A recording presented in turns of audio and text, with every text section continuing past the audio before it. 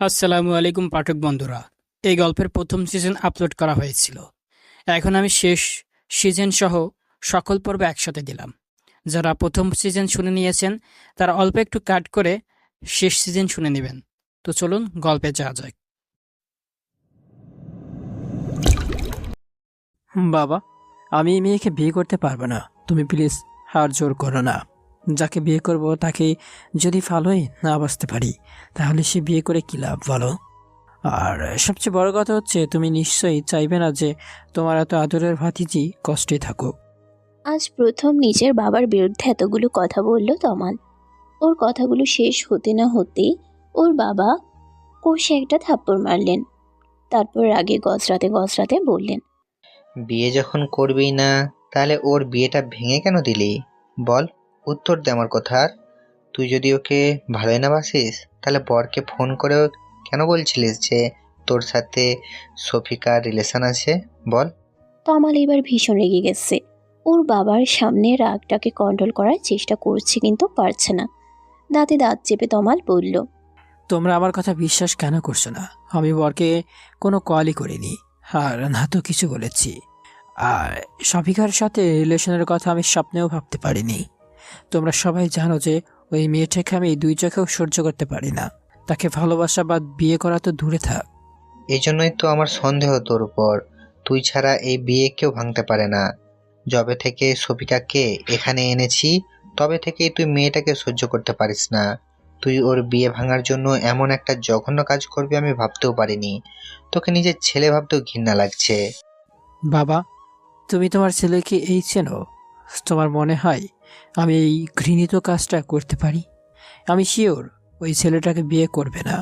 তাই এইসব ফোন দিয়ে আসছে। এমন একটা মেয়েকে কেই বা বিয়ে করতে চাইবে? জলজান্ত একটা রোবট। প্রথমে সুন্দরী দেখে হ্যাঁ বলে দিল, পরে হয়তো ওর ব্যবহার থেকে ওর সাথে কথা বলে আফসোস হচ্ছিল যে এমন একটা মেয়েকে কি করে বিয়ে করবে। তমাল, তুই এত বড় একটা অন্যায় করার পরও বড় বড় কথা বলে যাচ্ছিস? লজ্জা করছে না তোর? তোর জন্য সফিকার জীবনটা আমি নষ্ট হতে দেব না। এইসব শোনার পর আর কেউ রাজি হবে ওকে বিয়ে করতে? আমি তোর মতামত শুনতে চাইনি, আমি শুধুমাত্র আমার মতামত জানাচ্ছি। বাবা, তুমি সাবিকাকে জিজ্ঞেস করে দেখো। আর আমার সাথে বিয়ে দিলে ও আরও দুঃখী হবে। তুমি বুঝতে পারছো না? আমি কিছুতেই ওকে হ্যাপি রাখতে পারবো না। বাবা প্লিজ, তুমি জেনে শুনে ওই মেয়েটার সাথে আমার জীবনটা নষ্ট করে দিও না। ওর জন্য আরও ভালো পাত্র পাওয়া যাবে। প্লিজ বাবা। ভালো পাত্র? আজকে মান সম্মান না থাকলে তুই ভালো পাত্র দিয়ে কি করবি? এইভাবে তোর কারণে ওর বিয়ে ভেঙে গেছে শুনলে কোনো ভালো পাত্রকে বিয়ে করতে রাজি হবে বল? আর সব আত্মীয় স্বজনের কাছে আমার মুখ দেখানোর মতো ব্যবস্থা রেখেছিস তুই? আজ তোদের বিয়ে না হলে সবার সামনে মুখ দেখাতে পারবো ভেবেছিস? বাবা, তুমি মান সম্মানের কথা ভেবে আমাদের দুজনের জীবনই এভাবে শেষ করে দিতে পারো না। এতে কেউ সুখী হব না। তুমি বরং সাপিকাকে জিজ্ঞাসা করো। আমি 100% শিওর ও নিজেই আমাকে বিয়ে করতে চাইবে না। আমি কথা দিচ্ছি, সাপিকা রাজি থাকলে আমি ওকে বিয়ে করে নিব। কথাগুলো বলেই তমাল ভাবতে লাগলো যে সাফিকা নিশ্চয়ই ওকে বিয়ে করতে রাজি হবে না। যদিও ফোনটাও করেনি, কিন্তু যেই করে থাক, নাম তো ওরই নিয়েছে। কে হতে পারে যে ওকে এত বাজেভাবে ফাঁসিয়ে দিয়েছে? কিন্তু ও যে বলে দিল যে সাফিকা রাজি থাকলে ও ওকে বিয়ে করে নেবে। সাফিকা যদি সত্যিই রাজি হয়ে যায় ওকে বিয়ে করতে, তাহলে না, যে করেই হোক এখন সাফিকাকে মানাতে পারলেই ওর বাবার এই বাজে সিদ্ধান্তটা থেকেও মুক্তি পাবে। এতক্ষণ তমাল ওর বাবা ফিরোজ সাহেবের সাথে তর্ক করছিল ওর চাচাতো বোন সাফিকাকে নিয়ে। সাফিকা গ্রামের মেয়ে, ওদের ওখানে নর্মাল একটা কলেজ থেকে অনার্সটা কমপ্লিট করেছে। ওর বাবা কৃষিকাজ করে, জমি জমা অনেক আছে। সাফিকারা দু বোন, কোনো ভাই নেই। ওর ছোট বোন সানিয়া এবার কলেজে উঠল। তমালের বাবা ভাতিজিকে নিজের কাছে এনেছিল বিয়ে দেওয়ার জন্য। পাত্র ব্যাংকে চাকরি করে, সবকিছু ঠিকঠাক ছিল। কিন্তু কেন জানি তমাল সাফিকাকে দেখতেই পারতো না। এই কথাটা সবাই জানতো, কিন্তু আজ সাফিকার বিয়ে ছিল। হঠাৎ করেই বরের বাবা ফোন করে জানায় যে তমাল নাকি ওনাদের ফোন করে জানিয়েছে যে সাফিকার সাথে তমালের সম্পর্ক ছিল। শুধু তাই নয়, তমাল নাকি এটাও জানিয়েছে যে সাফিকা প্রেগনেন্ট। শেষের কথাটা এক কান দুই কান হতে হতে সবার কাছে পৌঁছে গেছে। সবাই এসব নিয়েই আলোচনা করছে। তমালের ভাষ্য মতে এই ফোনটা ও করেনি, কিন্তু ওর বাবার বিশ্বাস যে এই ফোনটা ওই করেছে। তমাল ভীষণ রেগে আছে। নিজের বাবাই যেখানে ওকে বিশ্বাস করছে না, সেখানে অন্য কেউ ওকে কি বিশ্বাস করবে। সাফিকার উপরও রাগে ফেটে পড়ছে। সাফিকার মা কান্নাকাটি শুরু করে দিয়েছেন। গ্রামের সহজ সরল মানুষ শহরে এসেছিল নিজের মেয়েকে ভালোভাবে বিয়ে দিতে, কিন্তু সেটা যে তাদের জীবনের বড় ভুল হবে তা ভাবতে পারেনি। সবাই জানে যে এসব মিথ্যা, কিন্তু আত্মীয়দের মুখ কি করে বন্ধ করবে? সবাই সাফিকাকে ছিচি করবে। কয়দিনের জন্য চাচার বাড়ি এসে চাচাতো ভাইয়ের সাথে এসব। সাফিকার বাবা খুব চিন্তায় আছে। এক মেয়ের বিদায় নিয়েই যদি এত কিছু হয়ে যায়, তাহলে উনি ওনার ছোট মেয়ের বিয়ে দিবেন কি করে? তমালের গার্লফ্রেন্ড আছে, ওদের 4 বছরের রিলেশনশিপ। ওকে ছাড়া তমাল আর কাউকেই বিয়ে করতে পারবে না। আর তাছাড়া গ্রামের সহজ সরল ন্যাকা টাইপের মেয়ে দেখলেই তমালের গা জ্বালা করে। এ কারণেই সাফিকাকে ওর পছন্দ নয়। সবসময় বাধ্য মেয়ের মতো সবার হুকুমের আশায় থাকে। যে যা বলে তা অক্ষরে অক্ষরে পালন করে। নিজস্বতা বলতে কিছুই নেই এই মেয়ের। আর তাকে নাকি ও ভালোবাসে। কথাগুলো ভাবতেই গা ঘিন ঘিন করে ওঠে তমালের। তমালরা 2 ভাই আর 1 বোন। ওর ভাই তুষার মাস্টার্স করছে, আর ছোট বোন তরি সানিয়ার সমান সবে কলেজে উঠল। তমালরা মাঝে মধ্যে গ্রামে যেত, তবে সাফিকা এই প্রথম ওদের বাসায় এসেছিল। এর আগেও তমাল সাফিকাকে পছন্দ করতো না। কেমন যেন মরা মরা টাইপের মনে হয় সাফিকাকে ওর। হঠাৎ সাফিকার মায়ের কান্না বেড়ে গেল। সবার ছোটাছুটিও বেড়ে গেল। তমাল আর ওর বাবাও সেদিকে ছুটে গেল। সাফিকা ঘরের দরজা লাগিয়ে দিয়েছে। কারোর বুঝতে বাকি রইল না যে ও কি করতে চলেছে। তমালের বাবা তমালকে শাসাতে লাগলো। যদি সফিকার কিছু হয়ে যায়, আমি তোকে কখনো ক্ষমা করব না। আমি ভুলে যাব যে তুষার ছাড়া আমার আরেকটা ছেলে ছিল। তমাল সবার সাথে দরজায় ধাক্কা দিতে লাগলো আর বলতে লাগলো, সাফিকা, তুমি কি পাগল হয়ে গেছো? মানুষের কথায় নিজের জীবনকে কেন শেষ করতে চাইছো তুমি? আমি বলছি দরজা খোলো। দেখো, তুমিও জানো আর আমিও জানি যে আমাদের মধ্যে কোনো সম্পর্ক নেই। তাহলে তুমি কেন নিজেকে শেষ করে দিতে চাইছো? প্লিজ, কলাধিতে সব প্রমাণ হয়ে যাবে। কিন্তু ভেতর থেকে কোনো সাড়া না পেয়ে সবাই আরো বেশি চিন্তা করতে লাগলো। সবাই দরজা ভাঙার প্রস্তুতি নিতে লাগলো। তমালের বাবা তখন বলতে লাগলেন, সফিকা মামনি, তুই দরজা খোল। তমালি তোকে বিয়ে করবে। আমার বাড়ি থেকে তোর কোনো অসম্মান আমি হতে দেব না। আমি কথা দিচ্ছি, আজ থেকে তুই এ বাড়িতে থাকবি। আমিও দেখব কে তোকে অসম্মান করে কথা বলে। আমি বেঁচে থাকতে কেউ তোকে একটা কথাও শোনাতে পারবে না। তোমার রাজি হয়েছে। ও বলেছে যে তুই রাজি থাকলেই ও তোকে বিয়ে করবে। আমাদের আর টেনশন বাড়াস না মা, দরজাটা খোল। ফিরোজ সাহেব কথাগুলো বলার সাথে সাথেই সাফিকা দরজা খুলে বের হয়ে আসলো। বুড়ি সাজে পুরো অপ্সরের মতো দেখতে লাগছে সাফিয়াকে। এইরকম একটা মেয়ের বিয়েতেও যে এত কাহিনী হতে পারে কে জানতো। এতক্ষণ সবাই এটা নিয়ে কানাঘুষা করছিল যে তমালের মতো একটা ছেলে এমন একটা জঘন্য কাজ কি করে করতে পারলো, তাও আবার নিজেরই চাচাতো বোনের সাথে। আর এখন বিয়েও করতে চাইছে না। কি ছেলেরা বাবা! অথচ যখনই শুনেছে যে তমাল সাফিকাকে বিয়ে করতে রাজি হয়েছে, তখনই আবার বলতে শুরু করলো, দেখেছো আজকালের ছেলে মেয়েদের কাজকর্ম, পাপ করে আবার স্বীকারও করে। আরে ভাই, বিয়েই যখন করবি আগে জানালেই পারতি। পারিবারিকভাবেই বিয়ে দিয়ে দিত। এত নাটক করার কি দরকার ছিল? আসলে মানুষের কাজই হচ্ছে অন্যের সমালোচনা করা। কে কেমন তা না জেনেই সবাই মন্তব্য করা শুরু করে। ঘটনাটা আদৌ সত্য কিনা তা যাচাই করার প্রয়োজনও বোধ করে না। সাফিকা বের হতেই ওর মা বাবা ওর কাছে ছুটে গেল। ওর মা কান্না করতে করতে ওকে জড়িয়ে ধরে বলল, মা, তুই আমাদের কথা না ভেবেই কি করতে যাচ্ছিলি? তুই যদি এমন করিস আমাদের কি হবে বল? তুই না আমাদের সাহসী কর না? আমি জানি মানুষের কথায় তুই এমন কোনো কাজ করবি না। আমি কালকেই তোকে গ্রামে নিয়ে যাব। তুই যা চাস তাই হবে। সাফিকা এক ফোঁটা কান্নাও করেনি। বর পক্ষ আসবে না শোনার পর থেকে চুপ হয়ে আছে। একটু আগে ও যখন দেখলো ওর জন্য ওর চাচা নিজের ছেলের সাথেই তর্ক করছেন, তখন ব্যাপারটা ওর কাছে খুব খারাপ লাগছিল। তাই দরজা বন্ধ করেছিল একটু একা থাকার জন্য। কিন্তু সবাই যে উল্টোপাল্টা ভাববে এটা ওর মাথাতেই আসেনি। ওর মায়ের থেকে নিজেকে ছাড়িয়ে নিয়ে সাফিকা বলল, মা, তোমরা কি ভাবছিলে বলো তো? আমি কেন সুইসাইড করব? আমি তো কোনো দোষ করিনি। যে দোষ করেছে শাস্তি তো তার পাওয়ার কথা। আর তোমার কি মনে হয় এখন গ্রামে গেলেই সব ঠিক হয়ে যাবে? এই খবরটা কি গ্রামে পৌঁছায়নি? সমস্যা থেকে পালাতেই তো সমাধান হয়ে যায় না, সমস্যাকে মোকাবেলা করতে হয়। এটা আমার জীবন, আমার সমস্যা, তাই সমাধানটাও আমাকেই খুঁজতে হবে। তোমরা একদম চিন্তা করো না। সাফিকার মুখে এমন কথা শুনে নিন্দুকেরা আরও কানাঘুষা শুরু করে দিল, কিন্তু সাফিকার সেদিকে কোনো ভ্রুক্ষেপ নেই। ও সোজা তমালের সামনে গিয়ে দাঁড়ালো। সাফিকার মাত্র বলা কথাগুলো শুনে তমাল যেন হাঁ হয়ে গেছে। ও কল্পনাও করতে পারেনি যে সাফিকা এত সুন্দর করে গুছিয়ে কথা বলতে পারে। তমাল এটা ভেবে খুশি হলো যে সাফিকা নিশ্চয়ই খুব বুদ্ধিমতী একটা মেয়ে হবে, আর ও নিশ্চয়ই নিজের জীবন নষ্ট করার জন্য তমালকে বিয়ে করতে চাইবে না। কারণ ফোনটা তমাল না করে থাকলেও সবাই জানে যে ফোনটা ওই করেছিল। সে অনুযায়ী ওর মতো একটা ছেলেকে সাফিকা নিশ্চয়ই বেছে নিবে না বিয়ে করার জন্য। ওর জীবনের সমস্যা ও নিজেই সলভ করবে।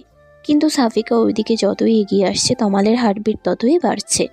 সাফিকাকেও একটা নরম মেয়ে ভেবেছিল, কিন্তু ও তো একটা সাহসী মেয়ে বলেই মনে হচ্ছে এখন।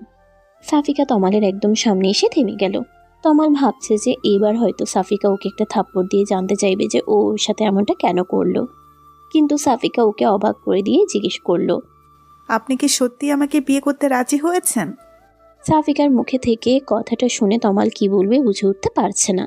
আজ প্রথম সাফিকার এমন ব্যবহার দেখে এমনিতেই বিস্মিত হয়ে গেছে ও। তার উপর আবার ওকে জিজ্ঞাসা করছে বিয়ে করতে রাজি হয়েছে কিনা। মেয়েটি আসলে কি চাইছে বুঝতে পারছে না তমাল। সাফিকা সবার সামনে ওকে এমনভাবে কথাটা জিজ্ঞেস করছে যেন ও নিজেও এটাই চাচ্ছিল।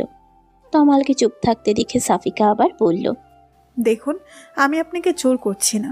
আপনি যদি সত্যি আমাকে বিয়ে করতে চান, আমার কোনো আপত্তি নেই। আমি আপনাকে বিয়ে করতে রাজি আছি। আপনি আরেকটুকু ভেবে চিনতে তারপর সিদ্ধান্ত নিন। শুধুমাত্র সবার জোড়াজুড়িতে আপনি আপনার জীবনের এত বড় কোনো সিদ্ধান্ত নেবেন না, আমি চাই না।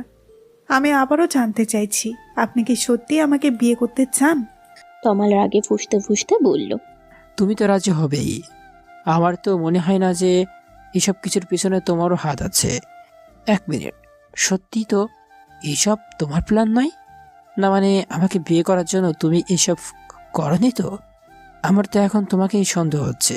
আমার পুরো পরিবারকে বশ করে নিয়ে আমাকে তাদের কাছে খারাপ বানাচ্ছ। আপনার বুদ্ধির তারিফ করতে হয় মিস্টার তমাল। আমাকে কি মনে হয় আপনার? আমি কি এতটাই বোকা যে খাল কেটে কুমির আনবো? আর আপনাকে বিয়ে করার যদি আমার এতই শখ থাকতো, তাহলে কি আমরা নিজের বিয়ে ভেঙে এত নাটক করতাম? নিজের তার পরিবারের মান মর্যাদা খুইয়ে এই কাজটা করতে হতো না। বড় আব্বুকে বললেই কাজটা হয়ে যেত। আপনার কি মনে হয় বলুন তো? বড় আব্বুকে বললে তিনি কি আমার কথা ফেলতে পারতেন? এমনও তো হতে পারে যে তুমি... এটুকু বলতে না বলতেই পাশ থেকে ওর বাবা ওকে ধমক দিয়ে বলে উঠলেন। তারপর বললেন, তমাল, তোর কি মাথা খারাপ হয়ে গেছে নাকি? কি সব আবল তাবল বলছিস? তুই বলেছিলি যে সফিকা রাজি হলে তুই ওকে বিয়ে করবি। এবার তো ওর মতামত শুনলি। আমি আর সময় নষ্ট করতে চাই না। এমন সময় তুষার এসে বলল, বাবা, কিছু মনে না করলে একটা কথা বলতাম। না মানে, ভাইয়া সাফিকাকে পছন্দ করে না। তুমি না হয় জোর করে ওদের বিয়ে দিলে, কিন্তু তারপর কি হবে? তুমি কি একবারও সেটা ভেবে দেখেছো? ওরা কখনো সুখী হবে না। তাহলে জোর করে এই বিয়ে দেওয়ার কি মানে হয়? আমি বলছিলাম যে ভাইয়াকে কেন জোর করতে হবে? আমি তো আছি, যদি তোমাদের কারোর কোনো অমত না থাকে তো। আর সবচেয়ে বড় কথা, সাফিকা রাজি হলে। মাথা নিচু করে কথাগুলো বলা শেষ করেই তুষার সবার মুখের দিকে তাকায়। তমাল যেন আলোর দিশা খুঁজে পায়, কিন্তু ওর বাবার হুঙ্কারে সম্বিত ফিরে পায় দুই ভাই। তোমরা কি ভুলে যাচ্ছ যে তোমাদের বাবা এখনো বেঁচে আছে আর সে তোমাদের সামনেই আছে? তুষার, তুই এর মাঝে নাক গলাবি না। আর তমাল, ছোট ভাইকে দেখে শিখতে হবে তোর। ওর যেটুকু আত্মসম্মান বোধ আছে তোর সেটুকু নেই। আমার সিদ্ধান্তই শেষ সিদ্ধান্ত। বেশি কথা না বলে বিয়ের জন্য তৈরি হয়ে যা। তারপর তমাল ওর অনিচ্ছা সত্ত্বেও সাফিকাকে বিয়ে করে নিল। নিজের বাবা আর সাফিকাকে ওর চরম শত্রু মনে হচ্ছিল। আস্তে আস্তে সবকিছু স্বাভাবিক হয়ে গেল। আত্মীয়রা সবাই এক এক করে চলে যেতে লাগলো। সাফিকার পরিবার আর ওর একমাত্র ফুপুর পরিবার রয়ে গেল। বাকি সবাই চলে গেল। রাত 10টার বেশি বেজে গেছে। সাফিকা ওর বোন সানিয়া আর তরির সাথে তমালের রুমে বসে অপেক্ষা করছে। সাফিকা এর মধ্যে বিয়ের শাড়ি পরিবর্তন করে একটা 3 পিস পরে নিয়েছে। সানিয়া আর তরি ভয় আছে যে তমাল যে আজ সাফিকাকে আরো কি কি কথা শোনাবে কে জানে। ওর যে রাগ, তরি তো তমালকে ভীষণ ভয় পায়। ওর সামনে জোরে কথা পর্যন্ত বলে না, অথচ তুষারের সাথে কত ফ্রি। সানিয়া আর সাফিকার সাথেও তুষার অনেক ফ্রিলি কথা বলে। এই কারণে সবাই তুষার ভাইয়া বলতে পাগল। আর তমালের ধারে কাছেও কেউ যায় না ভয়ে। অথচ সেই তমালের জন্যই সাফিকাকে আজ অপেক্ষা করতে হচ্ছে। সাফিকা তরিয়া আর সানিয়াকে উদ্দেশ্য করে বলল, তোরা চলে যা তো এখন, অনেক রাত হয়ে গেছে, গিয়ে শুয়ে পড়। আমিও শুয়ে পড়ি। উনি যখন আসে আসুক। তোদেরকে এত রাত পর্যন্ত কে অপেক্ষা করতে বলেছে বল? আর আমারও ঘুম পাচ্ছে। সানিয়া ওকে উদ্দেশ্য করে বলল, এত কিছুর পরেও তোর ঘুম পাচ্ছে আপু? তমাল ভাইয়া তোর সাথে কেমন ব্যবহার করবে তা ভেবে তোর ভয় লাগছে না? আমার তো ভয়ে আত্মা শুকিয়ে যাচ্ছে। তোকে একা ফেলে যেতেই মন চাচ্ছে না। আচ্ছা আপু, তুষার ভাইয়াকে বড় আব্বু মানা কেন করলো? তুষার ভাইয়ের সাথে তোর বিয়ে হলে কত ভালো হতো বল। সানিয়া কথাটা বলতে না বলতেই তমাল রুমে ঢুকতে ঢুকতে বলল, তোমার বড় আব্বু আমার মাথা খারাপ না করলে যে চলছিল না, সে তো আমার জীবনটা তছনছ করার জন্য উঠে পড়ে লেগেছে। আর সাথে তোমার আপু, তোমরাও লেগে যাও আমার পিছনে। দেখো আর কি কি নষ্ট করার আছে আমার জীবনে। সানিয়া তো ভয়ে চুপসে গেল, চুপচাপ ঘর থেকে বের হয়ে গেল। তরি যাওয়ার আগে কিছুটা সাহস নিয়ে তমালকে বলল, ভাইয়া প্লিজ সাফিকা আপুকে বকাবকি করো না। এখানে আপুর তো কোনো দোষ নেই। আমি জানি না বাবা এমন সিদ্ধান্ত কেন নিলেন। যাই হোক না কেন, সাফিকা আপুকে কষ্ট দিবেন একদম, তাহলে কিন্তু ভালো হবে না। কথাগুলো বলেই তরি ওখান থেকে চলে গেল। তমাল কি বলবে না বলবে বুঝতে পারছিল না। ও কিছু বলার আগেই তরি আর সানিয়া রুম থেকে বের হয়ে গেল। তমাল বিছানার দিকে তাকাতেই দেখতে পেল যে সাফিকা সুন্দর করে ওর বিছানাটা দখল করে শুয়ে আছে। চোখ বন্ধ করে থাকলেও তমাল জানে যে সাফিকা এখনো ঘুমায়নি, তাই ওকে উদ্দেশ্য করে ব্যঙ্গাত্মক সুরে বলল, তোমাকে আমি সহজ সরল একটা মেয়ে ভাবতাম, কিন্তু বিশ্বাস করো, তোমার মতো বেহায়া মেয়ে আমি মনে হয় জীবনে দুটি দেখিনি।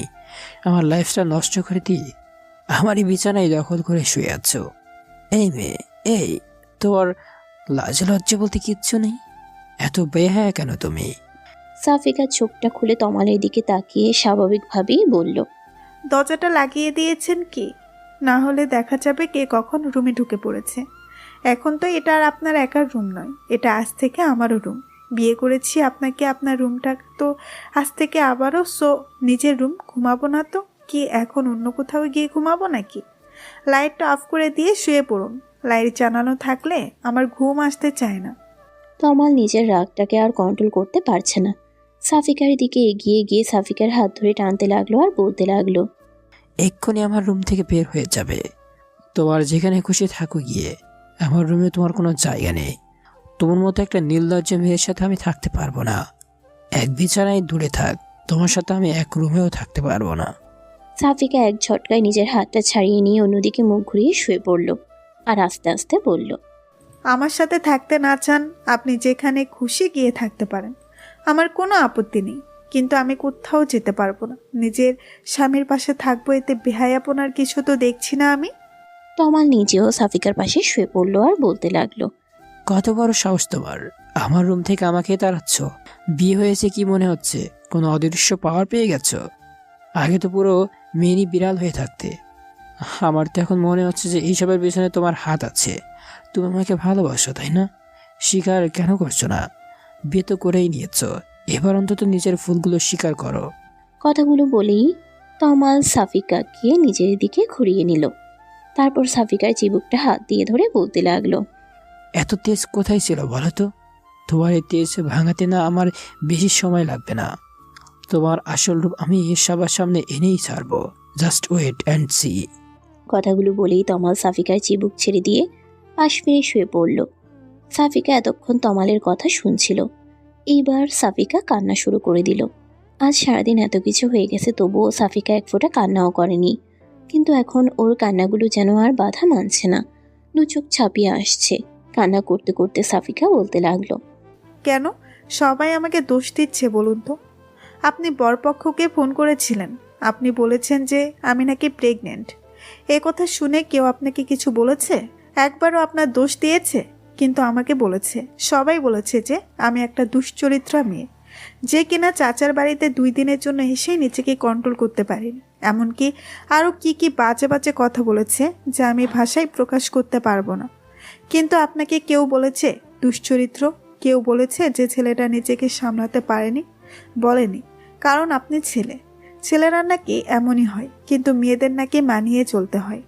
আমার শুধু বিয়েটা ভাঙেনি, আমার সম্মান, আমার বাবা মায়ের সম্মান, সব কিছু আপনি ধুলোয় মিশিয়ে দিয়েছেন। তারপরেও আমি আপনাকে বিয়ে করেছি শুধুমাত্র আমার বাবা মায়ের মুখের দিকে তাকিয়ে।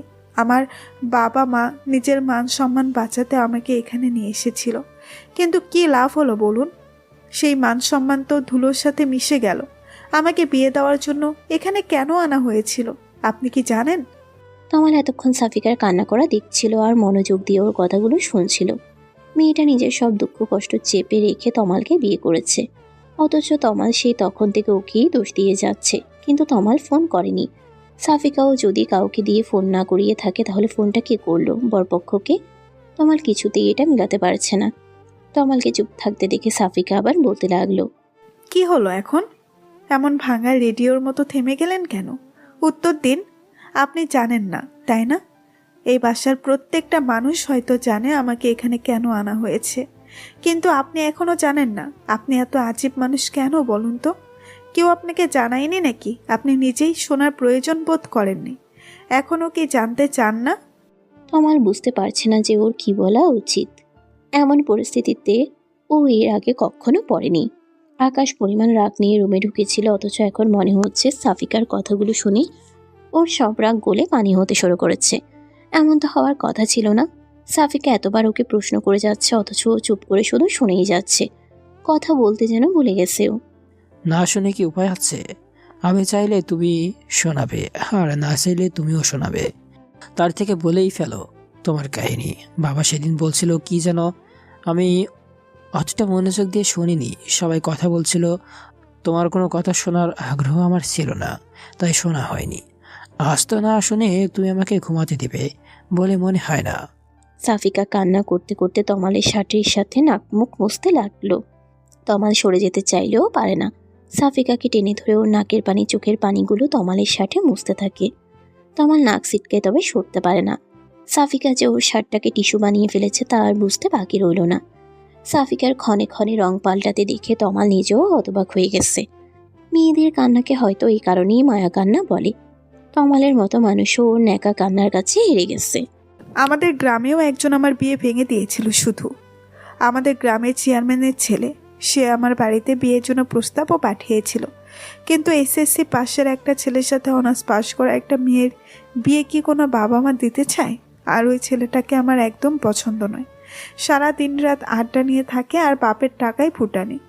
অমন ছেলেকে আমি কেন? কোনো ভালো মেয়েই বিয়ে করতে চাইবে না।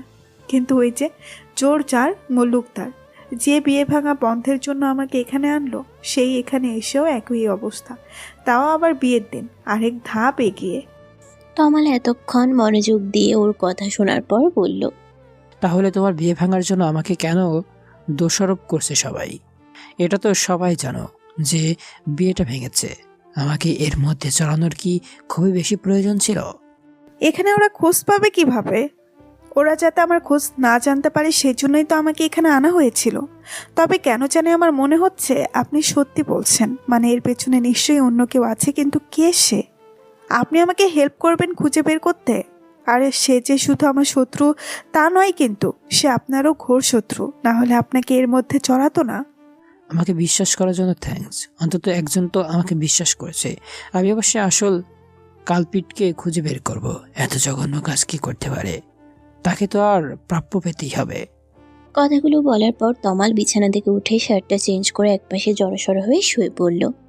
আর ভাবতে লাগলো যে এই কাজটা যদি ওই চেয়ারম্যানের ছেলে না করে থাকে তাহলে আর কে হতে পারে। ফিরোজ সাহেবের স্ত্রী শিলা ভীষণ রেগে আছেন। আত্মীয়দের মধ্যে বিয়ের সাথে ওনার একদম পছন্দ নয়। শোয়ার পর থেকে উনি স্বামীর সাথে এ নিয়ে তর্ক করে চলেছেন। তোমাকে আমি আগেই বলেছিলাম যে এই মেয়েকে এখানে আনার কোনো প্রয়োজন নেই। গ্রামে এত ঝামেলা হচ্ছে, এখানে যে ঝামেলা হবে না তা কে জানে। তুমি তো আমার কোনো কথাই শুনবে না। মানবতার ভান্ডার খুলে বসে আছেন, শেষে কিনা এই মেয়েকে আমার ছেলের কাঁধেই ঝুলিয়ে দিল। কে জানে এই মেয়ে কেমন হবে, পুরো সংসারটা ধ্বংস করে না দেয়। ফিরোজ সাহেবের কথা বলার আর মন মানসিকতা নেই। তিনি নিজেও বুঝতে পারেননি এত কিছু হয়ে যাবে। সবার মুখ বন্ধ করার জন্য হলেও এই বিয়েটা দেওয়া উচিত ছিল। বড় মুখ করে ভাইয়ের মেয়েকে এখানে এনেছিল বিয়ে দেওয়ার জন্য। এখান থেকেও যদি খালি হাতে ফিরতো তাহলে মেয়েটার কি হতো? দেখো শিলা, যা হওয়ার হয়ে গেছে। সফিকা এখন আর শুধু আমার ভাতিজি নয়, ও আমাদের বড় ছেলের বউ। আশা করি কথাটা মাথায় থাকবে। ভাগ্যের লিখন খণ্ডানোর ক্ষমতা আমাদের কারোরই নেই। কথাগুলো বলেই পাশ ফিরে শুয়ে পড়ল ফিরোজ সাহেব। শিলা আবার বলতে লাগলো, আমার ছেলেকে জোর করে বিয়ে দিয়ে ভাবছো যে সে আমার ছেলের ভালোবাসা পেয়ে গেল। আমার ছেলে ওই মেয়েকে কখনোই মেনে নেবে না, আর আমিও না। আত্মীয়দের সামনে তুমি সবার মান রাখতে চেয়েছিলে, তা রাখা শেষ। এবার আমার যা করার তাই করব। কালকেই ওই মেয়েকে আমি ওর বাবা মায়ের সাথে গ্রামে পাঠানোর ব্যবস্থা করছি। তুমি এর মাঝে একদম নাক গলাবে না। আমি ওই মেয়েকে কিছুতেই নিজের বৌমা হিসেবে মানি না। আর আমার ছেলের ওপরেও আমার পুরো বিশ্বাস আছে। ও নিজেও ওই মেয়েকে নিয়ে সংসার করতে পারবে না। যা হওয়ার হয়ে গেছে, আর সামনে যা হওয়া উচিত তাই হবে। ফিরোজ সাহেব নিজের স্ত্রীকে ধমক দিয়ে বললেন, তোমার মাথা কি খারাপ হয়ে গেছে? কি আবল তাবল বলছো? একটা পবিত্র সম্পর্ক শুরু না হতেই তুমি শেষ করে দেওয়ার কথা ভাবছো কি করে? তুমি কি মানুষ? আমার ছেলেকে আমি ভালো করেই চিনি। ও এমন কিছুই চাইবে না, আর না তো আমি এমন কিছু হতে দেব। শফিকা এ বাড়িতেই থাকবে, কোথাও যাবে না। আশা করি কাল এই নিয়ে আর কোনো ঝামেলা করবে না। এর ফল কিন্তু ভালো হবে না। শিলা আরো কিছুক্ষণ বকবক করে থেমে গেলেন। স্বামীর সাথে যত ঝগড়াই করুক না কেন, সবার সামনে তার বিরুদ্ধে কথা বলার সাহস তার নেই। আর তার কথা ফিরোজ সাহেব শুনবে না জেনেও এতক্ষণ তর্ক করলো। তার ক্ষমতা থাকলে তো এই বিয়েটা হতেই দিত না। এইসব ভেবে মনে মনে সাফিকা, ওর বাবা মা আর নিজের স্বামীকে গালাগালি করতে করতে ঘুমিয়ে পড়লেন শিলা। তুষার ছাদে গিয়ে একটার পর একটা সিগারেট শেষ করছে আর ভাবছে যে ওর মা আত্মীয়দের সাথে বিয়ে শাদী পছন্দ করে না বলে সাফিকাকে বিয়ে করার দুঃসাহস দেখাতে পারেনি। অনেকবার বলতে চেয়েও ওর বাবা মাকে বলতে পারেনি কথাটা। অথচ আজ ওরই ভাইয়ের সাথে বিয়ে হয়ে গেল। ওর মায়ের লজিক খাটল না, অথচ নিজের পছন্দটাকে ও বিসর্জন দিয়ে দিল। নিজের উপরই প্রচুর রাগ হচ্ছে এখন তুষারের। একবার ওর বাবাকে বলেই দেখত, হয়তো ওর বাবা ব্যবস্থা করত। কিন্তু আজ ওর বাবা ওর ইচ্ছে থাকা সত্ত্বেও তমালের সাথেই সাফিকার বিয়ে কেন দিল, সেটা ওর মাথায় আসছে না। তমাল তো সাফিকাকে মোটেও পছন্দ করে না, কিন্তু এখন তমাল যদি সাফিকার সাথে না থাকে তবুও তো ও সাফিকাকে পাবে না। ওর ভাগ্যটা কেন এত খারাপ হলো? সাফিকাকে এত করে মন থেকে চেয়েও ও নিজের করতে পারল না, অথচ তমাল না চাইতেই সাফিকাকে পেয়ে গেল। যে যার কদর বোঝে না সে তার ভাগ্যেই কেন পড়ে। সাফিকা কি ভালো থাকবে তমালের সাথে? তমাল কি আদৌ ভালোবাসতে পারবে সাফিকাকে? অনেক রাত পর্যন্ত এইসব ভাবতে থাকে তুষার। তমাল সকালে ঘুম থেকে উঠে ফ্রেশ হয়ে এসে দেখে যে সাফিকা এখনো ঘুমাচ্ছে। তোরই এসে একবার ডেকে গেছে নাস্তা করার জন্য।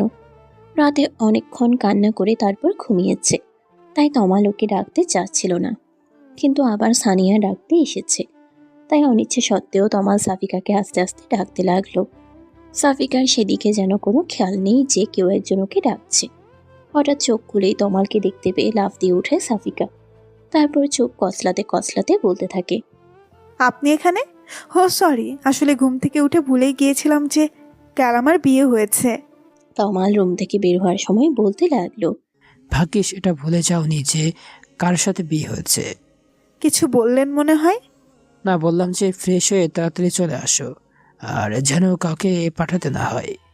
বাথরুমে ঢুকেই সাফিকার মনে পড়লো যে ওর সব কিছুই তো তোরই রুমে। সানিয়া, তোরি আর ও এই কয়দিন একসাথেই থাকতো। তারপর ওই রুম থেকে বের হয়ে সাফিকা তোরির রুমে চলে গেল। তমাল ডাইনিং টেবিলে গিয়ে দেখলো যে ওর ফুপুরা সবাই নাস্তা করতে বসেছে। বাড়ির বড়রা সবাই বসেছে, কিন্তু ওর মা আসেনি। তার নাকি মাথা ব্যথা করছে। তমাল বুঝতে পারলো যে ওর মা কেন আসছে না। ওর মাকে ওর চেয়ে ভালো আর কেউ জানে না হয়তো। ও না গেলে যে ওর মা আসবে না তা বুঝতে পেরে ওর মাকে ডাকতে চলে গেল।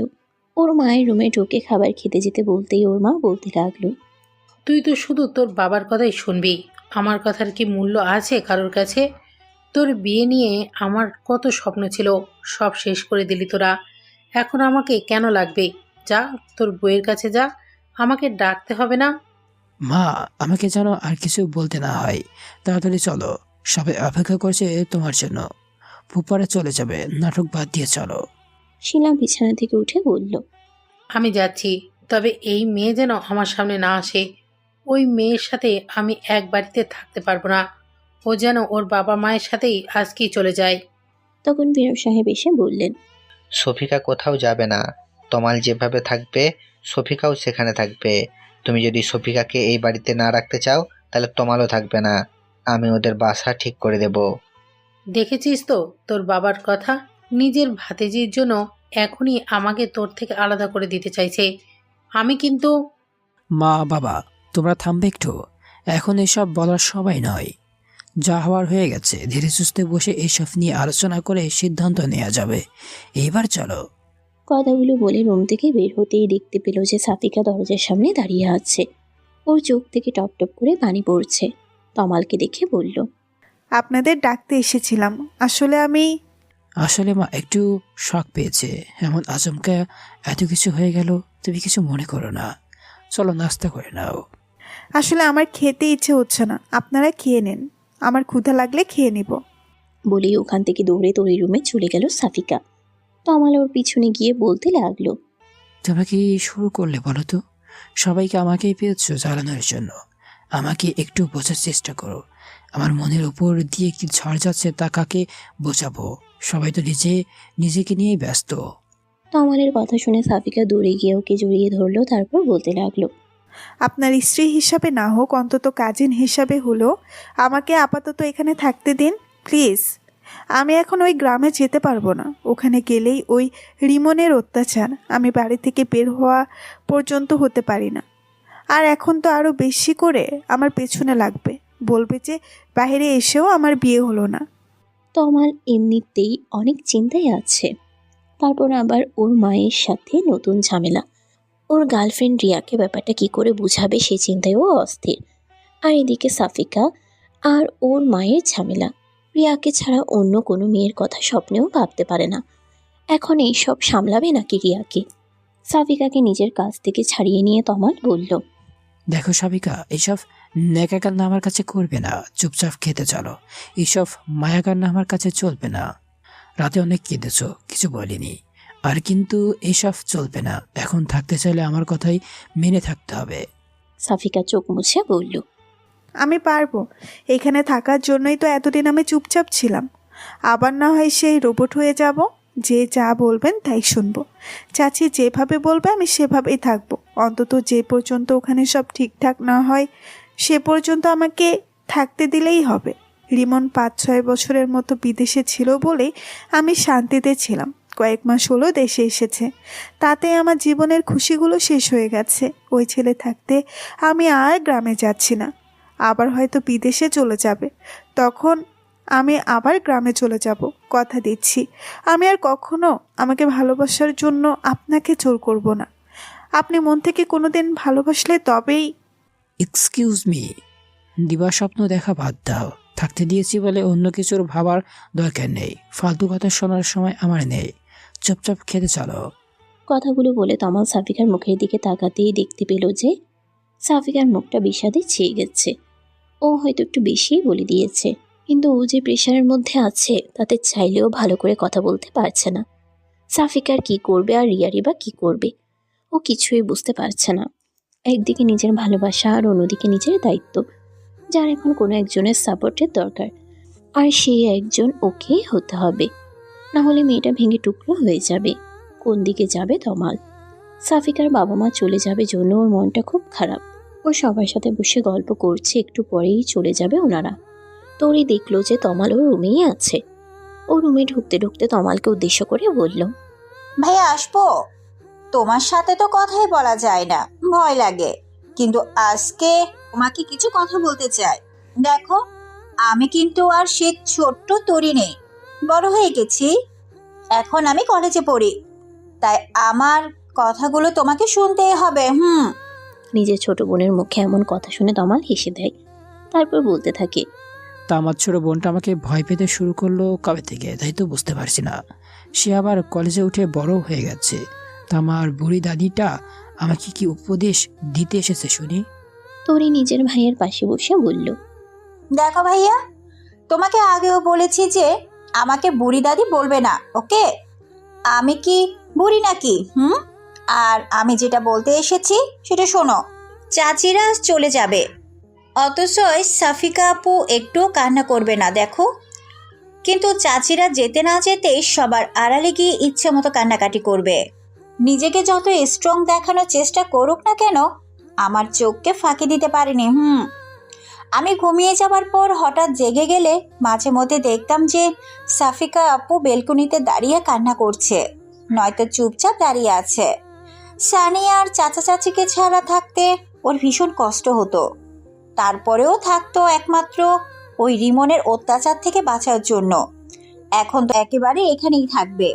জানি না আর কত কাঁদতে হবে আপুকে। তার উপর তুমি সকালেও কি পরিমাণ বকাবকি করলে দেখলাম। তুমি যাওয়ার পরেও বাথরুমে গিয়ে কিছুক্ষণ কান্না করে তারপর হাসি মুখে খেতে গেল। আমি সব খেয়াল করি। এতগুলো কথা একেবারে বলে হাঁপিয়ে ওঠে তরি। তারপর তমালের প্রতিক্রিয়া দেখার জন্য ওর দিকে তাকায়। তমাল চুপচাপ ওর কথা শুনলো দেখে ওর ভালো লাগছে। আর এই প্রথম সাফিকার জন্য তমালকে এতগুলো কথা বলল। তরির মুখে এমন বড় মানুষের মতো কথা শুনে তমাল বুঝতে পারলো তার সেই ছোট্ট তরিটা আর সত্যি অনেক বড় হয়ে গেছে। আচ্ছা, তরিকে বিয়ে দিলেও কি এভাবে ওর শ্বশুরবাড়ি রেখে চলে আসতে হবে? ভাবতেই বুকের মধ্যে চিনচিনে একটা ব্যথা অনুভব হয় তমালের। তার মানে সাফিকার বাবা মায়েরা অনেক কষ্ট হচ্ছে সাফিকাকে রেখে যেতে। আর সাফিকা, কথাটা ভাবতেই মেয়েটার জন্য এক অজানা টান অনুভব করতে থাকে তমাল।